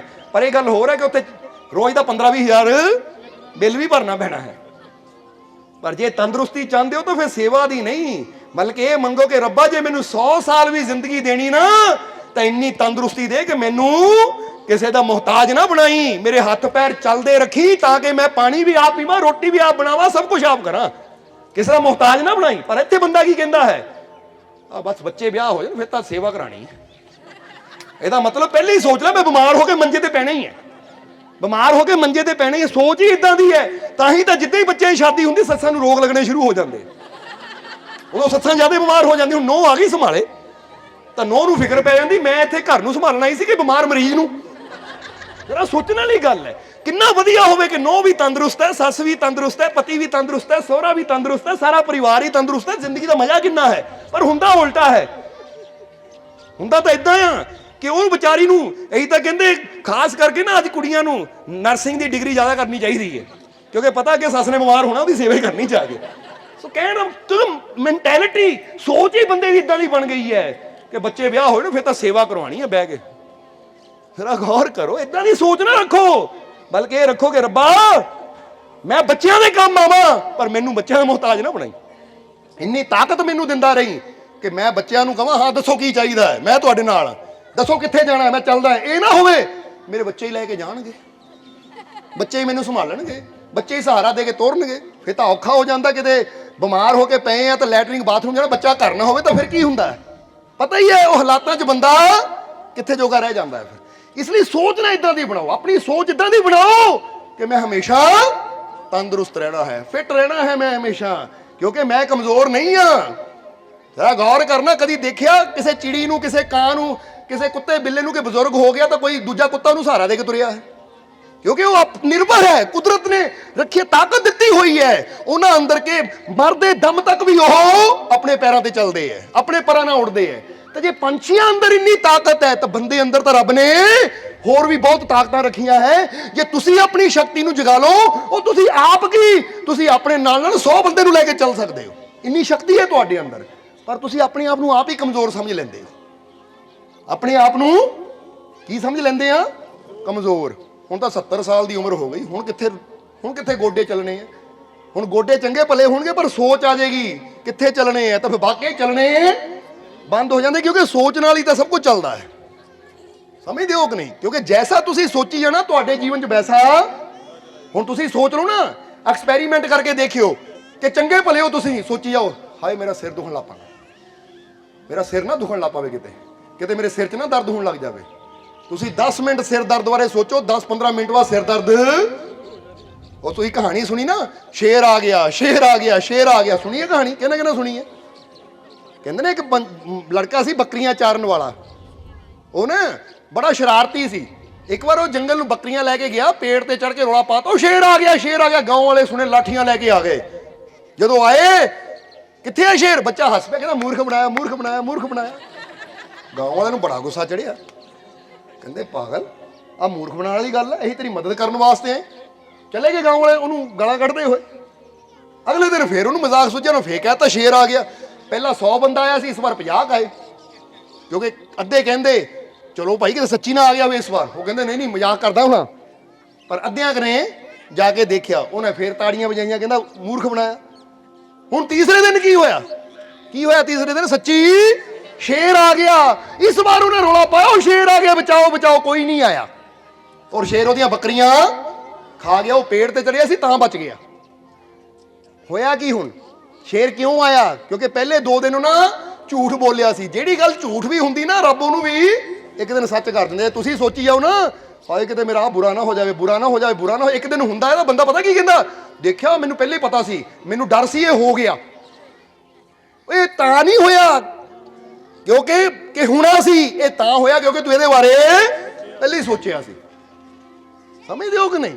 ਇਹ ਕਦੀ ਨਾ ਸੋਚੋ ਬੰਦਾ, ਹਾਏ ਕਿਤੇ ਮੇਰੇ ਘਰ 'ਚ ਚੋਰੀ ਨਾ ਹੋ ਜਾਵੇ, ਮੈਂ ਤਾਂ ਰਿਸ਼ਤੇਦਾਰਾਂ 'ਚ ਚੱਲਣਾ, ਕਿਤੇ ਪਿੱਛੇ ਚੋਰੀ ਨਾ ਹੋ ਜਾਵੇ। ਹੁਣ ਯਾਦ ਰੱਖੋ, ਜ਼ਿਆਦਾਤਰ ਕੀ ਹੁੰਦਾ, ਕੁਝ ਸਮੇਂ ਬਾਅਦ ਚੋਰੀ ਹੁੰਦੀ ਜ਼ਰੂਰ ਹੈ, ਕਿਉਂਕਿ ਸੋਚ ਸਾਡੀ, ਇਹ ਸੋਚ ਬੁਰਾਈ ਵਾਲੀ ਹੈ ਨਾ, ਤਾਂ ਉਹ ਬੁਰੀ ਸੋਚ ਵੀ ਪੂਰੀ ਹੁੰਦੀ ਨਾ ਜੇ ਸਾਡੀ ਸੋਚ ਅੱਛੀ ਹੈ ਕਿ ਕੁਝ ਨਹੀਂ ਹੁੰਦਾ, ਮੈਂ ਆਪਣੇ ਰੱਬ ਦੇ ਭਰੋਸੇ ਸਭ ਕੁਝ ਛੱਡ ਕੇ ਜਾ ਰਿਹਾ, ਔਰ ਮੇਰਾ ਰੱਬ ਤੂੰ ਮੇਰਾ ਰਾਖਾ, ਮੈਂ ਕਿਉਂ ਡਰਾਂ। ਤਾਂ ਤੁਸੀਂ ਦੇਖੋਗੇ ਚੋਰ ਆਣਗੇ ਵੀ ਤਾਂ ਤੁਹਾਡਾ ਘਰ ਨਹੀਂ ਨਜ਼ਰ ਆਏਗਾ ਉਹਨਾਂ ਨੂੰ, ਕਿਉਂਕਿ ਤੁਹਾਡੀ ਰੱਖਿਆ ਉਹ ਆਪ ਕਰੇਗਾ।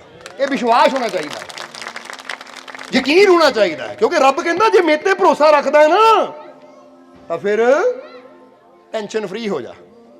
ਇਸ ਲਈ ਅੱਜ ਤੋਂ ਤੁਸੀਂ ਵੀ ਟੈਨਸ਼ਨ ਫ੍ਰੀ ਹੋ ਜਾਓ, ਹੋਗੇ ਕਿ ਨਹੀਂ? ਇਸ ਲਈ ਜੇ ਜੀਵਨ 'ਚ ਖੁਸ਼ੀਆਂ ਚਾਹੀਦੀਆਂ ਨਾ ਤਾਂ ਖੁਸ਼ੀ ਵੱਲ ਧਿਆਨ ਦਿਓ ਕਿ ਮੇਰੇ ਮਾਲਿਕ ਦੀ ਰਹਿਮਤ ਮੇਰੇ ਨਾਲ, ਔਰ ਮੈਨੂੰ ਪੂਰਾ ਵਿਸ਼ਵਾਸ ਹੈ ਮੈਨੂੰ ਬਹੁਤ ਖੁਸ਼ੀਆਂ ਮੇਰੇ ਮਾਲਿਕ ਨੇ ਦੇਣੀਆਂ। ਤਾਂ ਤੁਸੀਂ ਯਾਦ ਰੱਖੋ ਇਹ ਗੱਲ ਨੂੰ, ਲਿਖ ਕੇ ਲੈ ਲਓ ਕਿ ਜੇ ਤੁਸੀਂ ਵਿਸ਼ਵਾਸ ਨਾਲ ਇਹ ਗੱਲ ਰੋਜ਼ ਕਹੋਗੇ ਨਾ ਕਿ ਜੇ ਮੇਰੇ ਮਾਲਿਕ ਦੀ ਰਹਿਮਤ ਮੇਰੇ ਨਾਲ ਹੈ ਤਾਂ ਮੈਨੂੰ ਕਦੀ ਹਾਰ ਨਹੀਂ ਮਿਲ ਸਕਦੀ, ਮੈਨੂੰ ਬਹੁਤ ਖੁਸ਼ੀਆਂ ਮਿਲ ਰਹੀਆਂ ਹੈ, ਬਹੁਤ ਖੁਸ਼ੀਆਂ ਮੇਰੇ ਮਾਲਿਕ ਨੇ ਮੈਨੂੰ ਦੇਣੀਆਂ, ਤਾਂ ਵਾਕਈ ਤੁਹਾਨੂੰ ਖੁਸ਼ੀਆਂ ਮਿਲਣੀਆਂ ਸ਼ੁਰੂ ਹੋ ਜਾਣਗੀਆਂ। ਕਿਉਂ? ਕਿਉਂਕਿ ਰੱਬ ਨੇ ਕਹਿਣਾ ਕਿ ਇਹ ਇੱਕੋ ਹੀ ਗੱਲ ਕਹਿੰਦਾ ਹੈ ਕਿ ਜੇ ਮੇਰਾ ਮਾਲਿਕ ਮੇਰੇ ਨਾਲ ਹੈ ਤਾਂ ਮੈਨੂੰ ਬਹੁਤ ਖੁਸ਼ੀਆਂ ਮਿਲਣੀਆਂ। ਹੁਣ ਇਹਨੂੰ ਖੁਸ਼ੀਆਂ ਦੇਣੀਆਂ ਕਿਉਂਕਿ ਇਹਨੂੰ ਮੇਰੇ ਤੇ ਵਿਸ਼ਵਾਸ ਹੈ, ਇਹਨੂੰ ਮੇਰੇ ਨਾਲ ਪਿਆਰ ਹੈ। ਤਾਂ ਜੇ ਅਸੀਂ ਕਹੀ ਜਾਵਾਂਗੇ ਹਾਏ ਮੇਰਾ ਬੁਰਾ ਨਾ ਹੋਏ, ਰੱਬ ਨੇ ਵੀ ਕੀ ਕਹਿਣਾ? ਇਹਨੂੰ ਮੇਰੇ ਤੇ ਯਕੀਨ ਹੀ ਹੈ ਨਹੀਂ, ਇਹਨੂੰ ਮੇਰੇ ਤੇ ਵਿਸ਼ਵਾਸ ਹੀ ਹੈ ਨਹੀਂ। ਜ਼ਰਾ ਸੋਚ ਕੇ ਦੇਖੋ, ਕਦੀ ਤੁਸੀਂ ਕਰਕੇ ਦੇਖਣਾ, ਇੱਕ ਬੱਚੇ ਨੂੰ ਨਾ ਦੀਵਾਰ ਤੇ ਖੜਾ ਕਰ ਦਿਓ, ਬੱਚੇ ਨੂੰ ਕਹੋ ਬੇਟਾ ਛਾਲ ਮਾਰ, ਮੈਂ ਫੜਨ ਵਾਲਾ ਹੈਗਾ, ਮੈਂ ਫੜ ਲਊਂ, ਤਾਂ ਬੱਚਾ ਨਹੀਂ ਮੈਂ ਨਹੀਂ ਮਾਰਨੀ। ਜਿਹਦਾ ਡੈਡੀ 5-7 ਵਾਰ ਕਹੇ ਨਾ ਬੱਚਾ ਨਾ ਮਾਰੇ, ਖਿਜਾਣੀ ਸ਼ੁਰੂ ਹੋ ਜਾਂਦੀ। ਕਈ ਵਾਲੇ ਨੂੰ ਇੰਨਾ ਯਕੀਨ ਹੈ ਨਹੀਂ, ਇੰਨਾ ਹੀ ਵਿਸ਼ਵਾਸ ਹੈ ਨਹੀਂ ਕਿ ਮੈਂ ਫੜਨ ਵਾਲਾ ਹੈਗਾ, ਮੈਂ ਕੋਈ ਇਹਦਾ ਦੁਸ਼ਮਣ ਆ, ਇਹਨੂੰ ਗਿਰਨ ਦੇਣਾ ਮੈਂ। ਜੇ ਬੱਚਾ ਨਾ ਮੰਨੇ ਤਾਂ ਡੈਡੀ ਨੂੰ ਵੀ ਖਿਜਾਣੀ ਸ਼ੁਰੂ ਹੋ ਜਾਂਦੀ, ਜਾ ਫਿਰ ਨਹੀਂ ਫੜਨਾ ਤੈਨੂੰ, ਜਾ। ਤਾਂ ਜੇ ਬੱਚਾ ਪਹਿਲੀ ਵਾਰੀ ਛਾਲ ਮਾਰ ਦੇਵੇ ਤਾਂ ਬਾਪ ਵੀ ਫੜ ਕੇ ਖੁਸ਼ ਹੁੰਦਾ ਕਿ ਇਹਨੂੰ ਮੇਰੇ ਤੇ ਵਿਸ਼ਵਾਸ ਹੈ ਕਿ ਜੇ ਮੈਂ ਛਾਲ ਮਾਰੀ ਵੀ ਤਾਂ ਮੈਨੂੰ ਸੰਭਾਲਣ ਵਾਲਾ ਮੇਰਾ ਪਿਤਾ ਮੇਰੇ ਨਾਲ ਹੈ। ਇਦਾਂ ਹੀ ਤੁਸੀਂ ਵੀ ਆਪਣੇ ਰੱਬ ਤੇ ਵਿਸ਼ਵਾਸ ਰੱਖਣਾ ਹੈ। ਮੈਂ ਕਿਤੇ ਵੀ ਜਾਣਾ ਹੈ, ਕੋਈ ਵੀ ਕੰਮ ਕਰਨਾ ਹੈ, ਤਾਂ ਮੈਨੂੰ ਵਿਸ਼ਵਾਸ ਹੈ ਕਿ ਮੇਰਾ ਪਿਤਾ ਮੈਨੂੰ ਸੰਭਾਲਣ ਵਾਲਾ, ਉਹ ਮੇਰਾ ਮਾਲਿਕ ਮੇਰੇ ਨਾਲ ਹੈ, ਉਹ ਮੈਨੂੰ ਕਦੀ ਗਿਰਨ ਨਹੀਂ ਦੇਗਾ। ਅਗਰ ਇਹ ਵਿਸ਼ਵਾਸ ਰੱਖੋਗੇ ਤਾਂ ਫਿਰ ਯਾਦ ਰੱਖੋ ਉਹਦੀ ਰਹਿਮਤ ਤੁਹਾਡਾ ਹਰ ਕਦਮ ਤੇ ਸਾਥ ਵੀ ਜ਼ਰੂਰ ਦੇਗੀ, ਤੁਹਾਨੂੰ ਬਚਾਏਗਾ ਵੀ ਜ਼ਰੂਰ ਉਹ, ਔਰ ਉਹਨੇ ਬਹੁਤ ਕੁਝ ਤੁਹਾਡੇ ਵਾਸਤੇ ਅੱਛਾ ਰੱਖਿਆ ਹੈ। ਬਸ ਲੈਣ ਵਾਸਤੇ ਸਾਨੂੰ ਉੱਤੇ ਵਿਸ਼ਵਾਸ ਕਰਨਾ ਪੈਣਾ। ਜਿੱਦਾਂ ਸਮਝ ਲਓ ਕਿ ਉਹਦੀ ਤਰਫੋਂ ਤਾਂ ਕੋਈ ਕਮੀ ਨਹੀਂ ਹੈ, ਤਾਰ ਤਾਂ ਸਾਨੂੰ ਹੀ ਵਿਸ਼ਵਾਸ ਦੀ ਜੋੜਨੀ ਪੈਣੀ ਹੈ। ਜਿੱਦਾਂ ਸਮਝ ਲਓ ਨਾ ਕਿ ਦੀਵਾਰ ਵਿੱਚ ਪਲੱਗ ਲੱਗਾ, ਉਹ 'ਚ ਕਰੰਟ ਤਾਂ ਹੈਗਾ ਹੈ, ਪਰ ਜੇ ਅਸੀਂ ਉਹਦਾ ਫਾਇਦਾ ਲੈਣਾ ਤਾਂ ਪਲੱਗ ਤਾਂ ਸਾਨੂੰ ਹੀ ਉੱਥੇ ਲਾਣਾ ਪੈਣਾ। ਜਦ ਤੱਕ ਪਲੱਗ ਨਾ ਲਾਵਾਂਗੇ ਨਾ ਸਾਡਾ ਪੱਖਾ ਚੱਲਣਾ, ਨਾ ਸਾਡਾ ਟੀਵੀ ਚੱਲਣਾ, ਨਾ ਸਾਡੀ ਫ੍ਰਿਜ ਚੱਲਣੀ ਹੈ। ਕਰੰਟ ਤਾਂ ਹੈ ਪਰ ਤਾਰ ਤਾਂ ਸਾਨੂੰ ਹੀ ਉਹ ਫ੍ਰਿਜ ਦੀ ਲਾਣੀ ਪੈਣੀ। ਜਾਂ ਪੱਖੇ ਦੀ ਲਾਣੀ ਪੈਣੀ ਹੈ। ਇਸੇ ਤਰ੍ਹਾਂ ਉਹ ਰੱਬ ਦੀ ਰਹਿਮਤ ਬਹੁਤ ਹੈ। ਅੱਜ ਤੁਸੀਂ ਆਪਣੇ ਵਿਸ਼ਵਾਸ ਦੀ ਤਾਰ ਆਪਣੇ ਮਾਲਿਕ ਨਾਲ ਜੋੜਦੇ ਹੋ, ਫਿਰ ਦੇਖੋ ਤੁਹਾਡੇ ਜੀਵਨ 'ਚ ਵੀ ਖੁਸ਼ੀਆਂ ਦੀਆਂ ਉਹ ਠੰਡੀਆਂ ਹਵਾਵਾਂ ਆਣਗੀਆਂ ਕਿ ਕਿਸੇ ਚੀਜ਼ ਦੀ ਕਮੀ ਤੁਹਾਨੂੰ ਰਹੇਗੀ ਨਹੀਂ। ਤਾਂ ਹੀ ਤਾਂ ਅਸੀਂ ਦੱਸੀਦਾ ਕਿ ਜਿੱਦਾਂ ਦੱਸਿਆ ਨਾ ਕਿ ਅਗਰ सतगुर नाल होवे तो हर मुश्किल का हल मिलता है। जितना गहरा अधिक हो कुआं उतना मीठा जल मिलता है। हाथ रखे जब सर पे मुर्शद जीवन में तब बल मिलता है। अगर बल ही चाहिए है, अगर हर मुश्किल का हल चाहिए है तो असीं कई बार दसदे हां कि अगर कोई भी जीवन च प्रॉब्लम है ना, मुश्किल है, ਉਹਦਾ हल नहीं मिले अज तक, तो फिर मालिक के घर के दरवाजे 24 घंटे खुले, एक बार आके देखो, ना हल मिले तो फिर सानू कह दिओ, समझ दिओ कि नहीं, क्योंकि हर मुश्किल का हल मालिक के घर च है। समझ दिओ कि नहीं। बस इंसान के अंदर प्रेम होना चाहिए है, विश्वास होना चाहिए है। सो अज तो तुसीं भी अपने अंदर प्रेम रखो, विश्वास रखो। और जिद्दां कबीर साहब की गल दसी कि लाख 84 जून भोग कर मानुष देही पाई रे, कहत कबीर बैठ सत संगत कर ले नेक कमाई रे। कि संतां दी संगत विच बह के नेक कमाई कर लै तो फिर ही तू, क्योंकि जिद्दां दस्सिया कि जैसा कर्म करना है फल भी रब ने वैसा देना है। जदों अच्छा करेगा तो जीवन च खुशियां जरूर आणगियां। ये समझ लेना सारिਆਂ ने। नहीं तो कभी सोच के देखो, एक खाली गमला लैके बह जाओ और कही जाओ रब्बा ये फुल ला दे, रब्बा ये फुल ला दे, तो फुल लग जाएंगे साडे कहण नाल। पर वो खाली गमले 'च असीं मिट्टी पावांगे, खाद पावांगे, फिर बीज पावांगे, ਉਹਨੂੰ ਪਾਣੀ ਦੇਵਾਂਗੇ, ਤਾਂ ਫਿਰ ਕਹਾਂਗੇ ਰੱਬਾ ਹੁਣ ਇਹਨੂੰ ਵਧੀਆ ਜਿਹੇ ਫੁੱਲ ਲਾ ਦੇ, ਤਾਂ ਫਿਰ ਫੁੱਲ ਲੱਗਣਗੇ ਕਿ ਨਹੀਂ। ਇਸੇ ਤਰ੍ਹਾਂ ਖਾਲੀ ਗਮਲਾ ਲੈ ਕੇ ਬੈਠ ਕੇ ਜਿੰਨਾ ਮਰਜੀ ਸਵੇਰੇ ਸ਼ਾਮ ਕਹੀ ਜਾਓ ਰੱਬਾ ਫੁੱਲ ਲਾ ਦੇ, ਤਾਂ ਨਹੀਂ ਫੁੱਲ ਲੱਗਦੇ। ਉਹਦੇ ਵਾਸਤੇ ਕਰਮ ਵੀ ਕਰਨਾ ਪੈਂਦਾ ਹੈ। ਕਰਮ ਕਰਨ ਦਾ ਮਤਲਬ ਮਿੱਟੀ ਪਾਣੀ ਹੈ ਗਮਲੇ 'ਚ, ਖਾਦ ਵੀ ਥੋੜੀ ਜਿਹੀ ਪਾਣੀ ਹੈ, ਬੀਜ ਵੀ ਪਾਣਾ, ਪਾਣੀ ਵੀ ਪਾਣਾ। ਹੁਣ ਰੱਬ ਅੱਗੇ ਕਹੋਗੇ ਰੱਬਾ ਜੋ ਮੇਰੇ ਕਰਨ ਵਾਲਾ ਕੰਮ ਸੀ ਉਹ ਮੈਂ ਕਰ ਦਿੱਤਾ, ਫੁੱਲ ਲਾਣੇ ਮੇਰੇ ਹੱਥ 'ਚ ਨਹੀਂ ਹੈ, ਇਹ ਬੀਜ ਨੂੰ ਬ੍ਰਿਕਸ਼ ਬਣਾਉਣਾ ਮੇਰੇ ਹੱਥ 'ਚ ਨਹੀਂ ਹੈ, ਤੇਰੇ ਹੱਥ 'ਚ ਇਹਨੂੰ ਬਣਾ। ਤਾਂ ਫਿਰ ਤੁਸੀਂ ਦੇਖੋਗੇ ਉਹ ਛੋਟੇ ਜਿਹੇ ਬੀਜ 'ਚੋਂ ਇੰਨਾ ਸੁੰਦਰ ਬ੍ਰਿਕਸ਼ ਨਿਕਲੇਗਾ, ਪੌਦਾ ਨਿਕਲੇਗਾ, ਇੰਨੇ ਸੋਹਣੇ ਫੁੱਲ ਫਲ ਲੱਗਣਗੇ ਕਿ ਦੁਨੀਆ ਵੀ ਹੈਰਾਨ ਰਹਿ ਜਾਏਗੀ। ਇਹ ਯਾਦ ਰੱਖਣਾ ਸਾਰਾ, ਕਿਉਂਕਿ ਜਗਦੀਸ਼ ਚੰਦਰ ਬਸੂ, ਹੁਣ ਟਾਈਮ ਕਾਫੀ ਹੋ ਗਿਆ ਇਸ ਲਈ ਆਖਰਲੇ ਵਚਨਾਂ 'ਚ ਦੱਸਾਂਗੇ ਕਿ ਸਾਡੇ ਨਾ ਭਾਰਤ ਦੇ ਸਭ ਤੋਂ ਪਹਿਲੇ ਵਿਗਿਆਨਿਕ, ਉਹਨਾਂ ਦਾ ਨਾਮ ਸੀ ਜਗਦੀਸ਼ ਚੰਦਰ ਬਸੂ, ਜਿਨ੍ਹਾਂ ਨੇ ਕਿ ਮਿੱਟੀ ਦੇ ਉੱਪਰ ਪੇੜਾਂ ਪੌਦਿਆਂ ਤੇ ਬੜੀ ਖੋਜ ਕੀਤੀ। ਔਰ ਇਹ ਦੱਸਦੇ ਸੀ ਕਿ ਅਗਰ ਤੂੰ ਇੱਕ ਪੌਦੇ ਨੂੰ ਵੀ ਪਿਆਰ ਕਰਦਾ ਨਾ ਤਾਂ ਪੌਦੇ ਵੀ ਉਹ ਪਿਆਰ ਨੂੰ ਮਹਿਸੂਸ ਕਰਦੇ, ਕਿਉਂਕਿ ਉਹਨਾਂ ਅੰਦਰ ਵੀ ਜਾਨ ਹੁੰਦੀ ਹੈ। ਔਰ ਜਦੋਂ ਤੂੰ ਇੱਕ ਪਾਣੀ ਵੀ ਪੌਦੇ ਨੂੰ ਦਿੰਦਾ ਹੈ ਔਰ ਰੱਬ ਅੱਗੇ ਅਰਦਾਸ ਕਰਕੇ ਕਿ ਰੱਬਾ ਮੈਂ ਪੌਦੇ ਨੂੰ ਪਾਣੀ ਦੇ ਰਿਹਾ, ਨੂੰ ਸੋਹਣੇ ਫੁੱਲ ਲਾ। ਕਦੀ ਤੁਸੀਂ ਵੀ ਕਰਕੇ ਦੇਖ ਲਓ, ਜੀ ਤੁਹਾਡੇ ਘਰ 'ਚ ਗਮਲਾ ਹੈ, 2 ਗਮਲੇ ਹੈ ਨਾ, ਇੱਕ ਗਮਲੇ 'ਚ ਪਾਣੀ ਪਾਓ ਉਹਨੂੰ ਬੁਰਾ ਬੋਲਦੇ ਹੋਇਆ, बेकार जिहा पौधा, निकम्मा पौधा, किसी काम का पौधा है नहीं, पानी पा दिओ। और दूजा गमला भी फिर ओनू पानी पाओ और बड़े प्यार ना कह मेरे मालिक ऐ परमात्मा मैं इस पौधे नू पानी पा रहा, इनू सोहने फुल लाई, इनू वधिया फुल लाई, इहदा रंग गूड़ा होवे, खुशबू चंगी आवे, तुसी पाओ। ਅਸੀਂ ਕਹਾਂਗੇ ਐਕਸਪੈਰੀਮੈਂਟ ਕਰਕੇ ਤੁਸੀਂ ਦੇਖ ਲਓ, ਮਹੀਨੇ 1.5-2 ਮਹੀਨੇ ਬਾਅਦ ਜਦੋਂ ਫੁੱਲ ਆਣਗੇ ਤੁਹਾਨੂੰ ਆਪ ਪਤਾ ਲੱਗ ਜਾਏਗਾ ਕਿ ਜਿਹਨੂੰ ਤੁਸੀਂ ਬੁਰਾ ਬੋਲ ਕੇ ਪਾਣੀ ਪਾਉਂਦੇ ਸੀ ਉਹਦਾ ਹਾਲ ਕੀ ਹੈ, ਤੇ ਜਿਹਨੂੰ ਰੱਬ ਦਾ ਨਾਂ ਲੈ ਕੇ ਪਾਣੀ ਪਾਉਂਦੇ ਸੀ ਉਹਦਾ ਹਾਲ ਕੀ ਹੈ। ਤੁਹਾਡੇ ਸਾਹਮਣੇ ਰਿਜ਼ਲਟ ਆਏਗਾ। ਕੁਝ ਚੀਜ਼ਾਂ ਹੁੰਦੀਆਂ ਅਸੀਂ ਅਜਮਾ ਕੇ ਦੇਖ ਸਕਦੇ ਹਾਂ ਕਿ ਪ੍ਰਮਾਤਮਾ ਦੇ ਨਾਮ 'ਚ ਉਹਦੀ ਰਹਿਮਤ 'ਚ ਬੜੀ ਸ਼ਕਤੀ ਹੈ, ਕਿਉਂਕਿ ਉਹਦੀ ਰਹਿਮਤ ਨਾਲ ਹੀ ਤਾਂ ਸਾਨੂੰ ਜ਼ਿੰਦਗੀ ਮਿਲੀ ਹੈ। ਇਹ ਦਿਲ ਧੜਕਦਾ ਹੈ ਤਾਂ ਉਹਦੀ ਰਹਿਮਤ ਹੈ, ਔਰ ਜਦੋਂ ਉਹਦੀ ਰਹਿਮਤ ਨਾਲ ਜੁੜੇ ਰਵਾਂਗੇ ਤਾਂ ਸਾਡਾ ਸਰੀਰ ਵੀ सदा तंदुरुस्त रहेगा, कोई कमी नहीं रहेगी सानू। इसलिए समझाने ਨੂੰ ਤਾਂ बहुत कुछ है, पर हुण आखिरले वचनां 'ਚ फिर यही कहांगे कि जिद्दां कबीर साहब ने दस्सिया कि सत संगत तीरथ बड़ो तामे नीर विचार, कि सतसंग सब तो बड़ा तीरथ है। और जो सतसंग ਵਿੱਚ ਵਿਚਾਰ ਹੁੰਦੇ ਆ ਨਾ, ਇਹ ਉਹ ਜਲ ਹੁੰਦਾ ਹੈ ਕਿ ਜਿਹੜਾ ਇਹ ਜਲ ਨੂੰ ਪੀਂਦਾ ਹੈ, ਯਾਨੀ ਕੰਨਾਂ ਦੇ ਜ਼ਰੀਏ ਸੁਣ ਕੇ ਦਿਲ 'ਚ ਵਸਾ ਕੇ ਤੇ ਅਮਲ ਕਰਦਾ ਹੈ, ਤਾਂ ਫਿਰ ਕਬੀਰ ਸਾਹਿਬ ਕੀ ਕਹਿੰਦੇ ਆ, ਕਬੀਰਾ ਨਹਾਏ ਪਾਈਏ ਮੁਕਤੀ ਪਦਾਰਥ ਚਾਰ, ਕੇ ਜਿਹੜਾ ਸਤਸੰਗ ਦੇ ਵਚਨਾਂ ਨੂੰ ਹਿਰਦੇ 'ਚ ਸਮਾ ਲੈਂਦਾ ਉਹਨੂੰ ਮੁਕਤੀ ਵੀ ਮਿਲਦੀ ਹੈ। ਤਾਂ ਚਾਰੇ ਪਦਾਰਥ ਧਰਮ ਅਰਥ ਕਾਮ ਮੋਕਸ਼, ਇਹ 4 ਪਦਾਰਥ ਹੈ ਜੋ ਇਨਸਾਨ ਨੂੰ ਮਿਲਦੇ ਆ, ਜਿਹਦੀ ਇਨਸਾਨ ਨੂੰ ਦੁਨੀਆ ਤੇ ਲੋੜ ਹੈ, ਕਿ ਉਹਨੂੰ ਕੋਈ ਕਮੀ ਨਹੀਂ ਰਹਿ ਜਾਂਦੀ। ਇਸ ਲਈ ਹੁਣ ਟਾਈਮ ਕਾਫੀ ਹੋ ਗਿਆ, ਆਖਰਲੇ ਵਚਨਾਂ 'ਚ ਇਹੀ ਕਹਿਣਾ ਹੈ ਕਿ ਜੇ ਦੁੱਖਾਂ ਤੋਂ ਮੁਕਤੀ ਚਾਹੁੰਦੇ ਹੋ ਤਾਂ ਫਿਰ ਯਾਦ ਰੱਖੋ ਕਿ ਸਾਨੂੰ ਹਰ ਦੁੱਖ ਤੋਂ ਬਚਾਉਣ ਵਾਲੀ ਤਾਕਤ ਉਹ ਮੇਰੇ ਮਾਲਿਕ ਦੇ ਕੋਲ ਹੈ। ਯਾਨੀ ਉਹ ਮੇਰਾ ਮਾਲਿਕ अगर मेरे नाल है तो मैनू किसी दुख किसी परेशानी तो डरन की जरूरत नहीं है, बस मैनू उत्ते विश्वास करने की जरूरत है। बोलो समझ दो कि नहीं। ਕਿਉਂਕਿ ਹਰ ਮੁਸ਼ਕਿਲ ਦਾ ਹੱਲ ਹੁੰਦਾ, ਬਸ ਹੱਲ ਕਰਨ ਵਾਲੇ ਤੱਕ ਪਹੁੰਚਣਾ ਪੈਂਦਾ ਹੈ। ਜਿੱਦਾਂ ਬੰਦਾ ਕਹਿੰਦਾ ਨਾ, ਬੰਦੇ ਤੇ ਕੋਈ ਕੇਸ ਪੈ ਜਾਵੇ ਤਾਂ ਕੇਸ ਦਾ ਹੱਲ ਹੁੰਦਾ, ਬਸ ਚੰਗਾ ਵਕੀਲ ਚਾਹੀਦਾ ਜਿਹੜਾ ਜੱਜ ਨਾਲ ਉਹ ਸਬੂਤ ਪੇਸ਼ ਕਰਕੇ ਸਮਝਾ ਸਕੇ ਔਰ ਉਹਦੀ ਜਿੱਤ ਹੋ ਸਕੇ। ਇਸੇ ਤਰ੍ਹਾਂ ਹਰ ਮੁਸ਼ਕਿਲ ਦਾ ਹੱਲ ਹੁੰਦਾ ਹੈ, ਪਰ ਅੱਗੇ ਕੋਈ ਚੰਗਾ ਸਾਥੀ ਚਾਹੀਦਾ ਜਿਹੜਾ ਸਾਨੂੰ ਮੁਸ਼ਕਿਲਾਂ ਤੋਂ ਬਾਂਹ ਪਕੜ ਕੇ ਆਨੰਦ ਦੀ ਤਰਫ ਲੈ ਚੱਲੇ। ਇਸ ਲਈ ਇਹੀ ਕੰਮ ਤਾਂ ਫਕੀਰਾਂ ਦਾ ਹੁੰਦਾ ਹੈ, ਇਹੀ ਕੰਮ ਤਾਂ ਸੰਤਾਂ ਗੁਰੂਆਂ ਰਹਿਬਰਾਂ ਦਾ ਹੁੰਦਾ ਹੈ। ਇਸ ਲਈ ਤੁਸੀਂ ਵੀ अगर जीवन च अज कोई मुश्किल है, उलझन है, परेशानी है, तो डरना नहीं है, घबराना नहीं है, बस अपने मालिक ते यकीन रखना है, भरोसा रखना है कि जे मेरा मालिक मेरे नाल है तो मेरिया सारिया मुश्किलों का हल भी जरूर होएगा, मैनू हर तकलीफ दुख चों वो बचाएगा भी जरूर। और जिस तरह ही दसिया है कि जे माड़ी मोटी कोई चीज़ वो लैंदा भी है ना तो ਉਹਦਾ फिर भी शुक्र करना है, क्योंकि जिद्दां दसिया कि वो बच्ची दे कोलों नकली माला लई सी तो बाप ने असली माला दी सी। इसी तरह जे जीवन च कुछ भी होवे, रब दा शुक्र करो कि मेरे मालिक मैनू पता है तू मेरे नाल है तो मेरे नाल सब कुछ अच्छा ही होएगा। किसी चीज़ तो डरन की लोड़ नहीं, कभी हार नहीं मननी।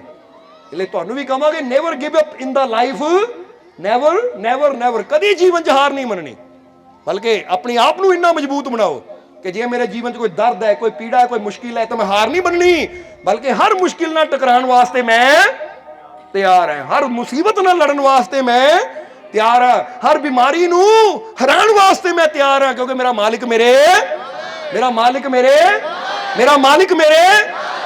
बोलो विश्वास है कि नहीं? ते कह दियो मैनू अपने मालिक दे पूरा, मैनू अपने मालिक दे पूरा, मैनू अपने मालिक दे पूरा, मेरियां झोलियां खुशियां नाल, मेरियां झोलियां खुशियां नाल, मेरियां झोलियां खुशियां नाल, मेरे सारे दुख दूर, मेरे सारे दुख दूर, मेरे सारे दुख दूर, मैनू अपने मालिक दे पूरा, मैनू अपने मालिक दे पूरा, मैनू अपने मालिक दे पूरा। बस इसी तरह विश्वास रखना तो दुख भी जरूर जरूर होंगे, झोलियां खुशियां नाल भी जरूर भरनगियां, और आने वाला समा तुहाडे वास्ते बहुत बहुत बहुत ज्यादा खुशियां भरिया होएगा, ये यकीन रखना तुसीं।